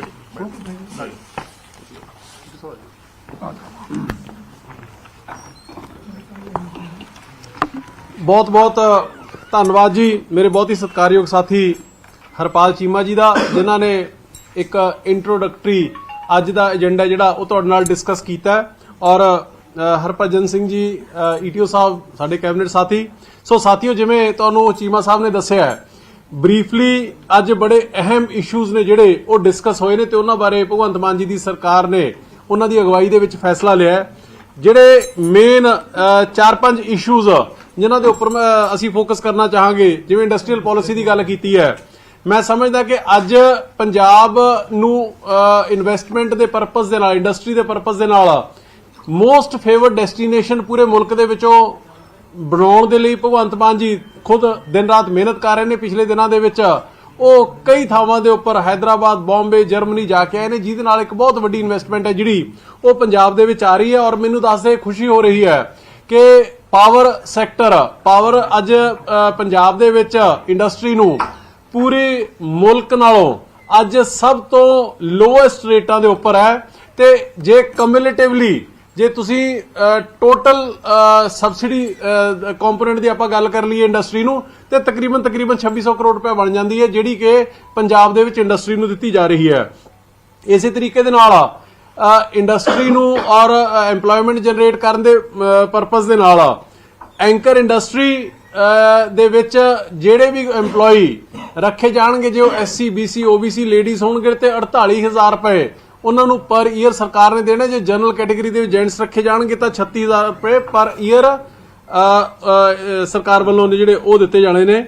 ਇਸੇ ਤਰੀਕੇ ਦੇ ਨਾਲ ਪ੍ਰੋਜੈਕਟਾਂ ਦੀ ਅਪਰੂਵਲ 25 ਕਰੋੜ ਤੱਕ ਦਾ ਕੋਈ ਪ੍ਰੋਜੈਕਟ ਹੋਵੇ, ਚੰਡੀਗੜ੍ਹ ਧੱਕੇ ਖਾਣ ਦੀ ਲੋੜ ਨਹੀਂ, ਡਿਸਟ੍ਰਿਕਟ ਲੈਵਲ ਦੇ ਉੱਪਰ ਵਿਦਿਨ ਟਾਈਮ ਫਰੇਮ ਉਹਨਾਂ ਨੂੰ ਅਪਰੂਵਲਸ ਨੇ ਜਿਹੜੀਆਂ ਉਹ ਮਿਲ ਜਾਣੀਆਂ ਨੇ। ਇੰਡਸਟਰੀਅਲ ਨਵੇਂ ਇੰਡਸਟਰੀ ਪਾਰਕ ਨੇ ਜਿਹੜੇ, ਉਹਨਾਂ ਦੇ ਉੱਪਰ ਜਿਹੜੀ ਪਲਾਂਟ ਐਂਡ ਮਸ਼ੀਨਰੀ ਜਿੰਨੀ ਵੀ ਕਾਸਟ ਆਏਗੀ ਉਹਦਾ 125% ਦੀ ਸਬਸਿਡੀ ਹੈ ਜਿਹੜੀ ਉਹ ਗਵਰਨਮੈਂਟ ਵੱਲੋਂ ਉਹ ਦਿੱਤੀ ਜਾਣੀ ਹੈ। ਇਸੇ ਤਰੀਕੇ ਨਾਲ ਬਾਰਡਰ ਤੇ ਕੰਢੀ ਏਰੀਆ ਦੇ ਜਿਹੜੇ ਜ਼ੋਨਸ ਨੇ ਉਹਨਾਂ ਨੂੰ ਵੀ ਐਡੀਸ਼ਨਲ ਇਨਸੈਂਟਿਵ ਨੇ ਜਿਹੜੇ ਉਹ 40% ਤੱਕ ਉਹ ਸਰਕਾਰ ਨੇ ਅਲਾਉ ਕੀਤੇ ਨੇ ਇਸ ਪਾਲਿਸੀ ਦੇ ਵਿੱਚ। ਬਾਸਮਤੀ, ਕਿਉਂਕਿ ਪੰਜਾਬ ਦੇ ਪਾਣੀ ਦੀ ਕਾਫੀ ਹੱਦ ਤੱਕ ਨਾਰਮਲ ਜੀਰੀ ਨਾਲੋਂ ਉਹ ਬਚਤ ਕਰਦੀ ਹੈ, ਇਹਦੇ ਲਈ ਜਿਹੜੇ ਕੋਈ ਬਾਸਮਤੀ ਦੀ ਪ੍ਰਮੋਸ਼ਨ ਦੇ ਲਈ ਮੰਡੀ ਫੀਸ ਹੈ ਜਿਹੜੀ, ਜਿਹੜੇ ਕੋਈ ਬਾਸਮਤੀ ਨਾਲ ਰਿਲੇਟਡ ਪ੍ਰੋਜੈਕਟ ਲੱਗਣਗੇ ਮੰਡੀ ਫੀਸ ਹੈ ਜਿਹੜੀ ਉਹ ਐਗਜ਼ੈਂਪਟ ਕੀਤੀ ਜਾਏਗੀ। ਇਸੇ ਤਰੀਕੇ ਦੇ ਨਾਲ ਧਰਤੀ ਹੇਠਲੇ ਪਾਣੀ ਨੂੰ ਬਚਾਉਣ ਦੇ ਲਈ ਸਰਫੇਸ ਵਾਟਰ ਜਿਹੜੇ ਵੀ ਕੋਈ ਇੰਡਸਟਰੀ ਯੂਜ਼ ਕਰੇਗੀ 25% ਉਹਨਾਂ ਨੂੰ ਜਿਹੜੇ ਵਾਟਰ ਯੂਸੇਜ ਚਾਰजेस ਨੇ ਉਹ ਘੱਟ ਲੱਗਣਗੇ। ਸੋ ਕਈ ਅਹਿਮ ਇਸ਼ੂਜ਼ ਨੇ ਜਿਹੜੇ ਫੈਸਲਾ ਕੀਤਾ ਗਿਆ ਇਸ ਪਾਲਿਸੀ ਦਾ ਹਿੱਸਾ ਬਣੇ ਨੇ। ਔਰ ਇਹ ਕੋਈ ਇਹ ਨਹੀਂ ਹੈ ਕਿ ਪਿਛਲੇ ਸਰਕਾਰਾਂ ਵਾਂਗੂ ਇਹ ਮਾਨ ਸਾਹਿਬ ਨੇ ਜਾਂ ਸਾਡੀ ਸਰਕਾਰ ਨੇ ਡਰਾਇੰਗ ਰੂਮਾਂ ਦੇ ਵਿੱਚ ਬੈਠ ਕੇ ਇਹ ਫੈਸਲੇ ਲੈ ਲਏ। ਇੰਡਸਟਰੀ ਦੇ ਨਾਲ ਬਹੁਤ ਮੀਟਿੰਗਾਂ ਹੋਈਆਂ, ਉਹਨਾਂ ਤੋਂ ਸੁਝਾਅ ਮੰਗੇ ਗਏ। ਤਕਰੀਬਨ 1000 ਤੋਂ ਵੱਧ ਸੁਝਾਅ ਨੇ ਜਿਹੜੇ ਉਹ ਇੰਡਸਟਰੀ ਕੋਲੋਂ ਆਏ ਤੇ ਉਹਨਾਂ ਨੂੰ ਇਹਨਾਂ ਦੇ ਵਿੱਚ ਇਨਕੋਰਪੋਰੇਟ ਜਿਹੜਾ ਕੀਤਾ ਗਿਆ। ਸੋ ਮੈਂ ਸਮਝਦਾ ਕਿ ਇਹ ਪਾਲਿਸੀ ਆਉਣ ਦੇ ਨਾਲ ਜਿਹੜੇ ਇਨਵੈਸਟਰ ਸਮਿਟ ਅਸੀਂ ਕਰਾਉਣ ਜਾ ਰਹੇ ਹਾਂ ਉਹ ਇੱਕ ਹਿਊਜ ਸਕਸੈਸ ਹੋਏਗਾ ਤੇ ਪੰਜਾਬ ਸਭ ਤੋਂ ਫੇਵਰਟ ਡੈਸਟੀਨੇਸ਼ਨ ਹੈ ਜਿਹੜੀ ਉਹ ਪੂਰੇ ਮੁਲਕ ਦੇ ਵਿੱਚ ਬਣਨ ਜਾ ਰਹੀ ਹੈ।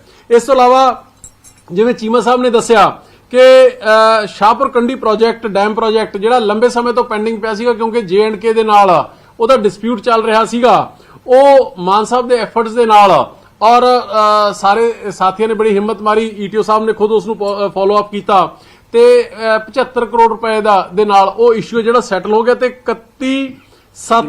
31 ਜੁਲਾਈ 2023 ਤੱਕ ਇਸੇ ਸਾਲ ਇਹ 206 ਮੈਗਾਵਾਟ ਦਾ ਪ੍ਰੋਜੈਕਟ ਹੈ ਜਿਹੜਾ ਇਹ ਸਟਾਰਟ ਹੋ ਜਾਏਗਾ ਔਰ ਬੜੀ ਜਲਦੀ ਇਹਦਾ ਲਾਭ ਹੈ ਜਿਹੜਾ ਉਹ ਪੰਜਾਬ ਨੂੰ ਮਿਲਣਾ ਸ਼ੁਰੂ ਹੋ ਜਾਏਗਾ। ਤੁਸੀਂ ਪਿਛਲੇ ਸਮੇਂ ਦੇ ਵਿੱਚ ਦੇਖਿਆ ਹੋਵੇਗਾ ਕਿ ਪਿਛਲੀਆਂ ਸਰਕਾਰਾਂ ਚਾਹੇ ਅਕਾਲੀ ਦਲ ਦੀ ਸੀ 10 ਸਾਲ, ਕਾਂਗਰਸ ਦੀ ਸੀ, 15 ਸਾਲਾਂ ਦੇ ਵਿੱਚ ਰੇਤ ਮਾਫੀਆ ਪੰਜਾਬ ਨੂੰ ਤੇ ਪੰਜਾਬ ਦੇ ਸੋਮਿਆਂ ਨੂੰ ਲੁੱਟ ਕੇ ਖਾ ਗਿਆ। ਅੱਜ ਉਸ ਨੂੰ ਪੱਕੀ ਠੱਲ ਪਾਉਣ ਦੇ ਲਈ ਇੱਕ ਅਹਿਮ ਫੈਸਲਾ ਪੰਜਾਬ ਦੀ ਕੈਬਨਿਟ ਦੇ ਵਿੱਚ ਕੀਤਾ ਹੈ, ਜਿਸ ਦੇ ਵਿੱਚ ਇਹ ਅਲਾਓ ਕਰਵਾਇਆ ਜਾ ਚੁੱਕਿਆ ਹੈ ਹਾਈ ਕੋਰਟ ਵੱਲੋਂ ਵੀ, ਔਰ ਸੀਆ ਦੀ ਜਿਹੜੀਆਂ ਪਰਮਿਸ਼ਨ ਨੇ ਸਾਰੀਆਂ ਅਪਰੂਵਲਸ ਆ ਚੁੱਕੀਆਂ ਤੇ ਫੈਸਲਾ ਹੋ ਚੁੱਕਿਆ।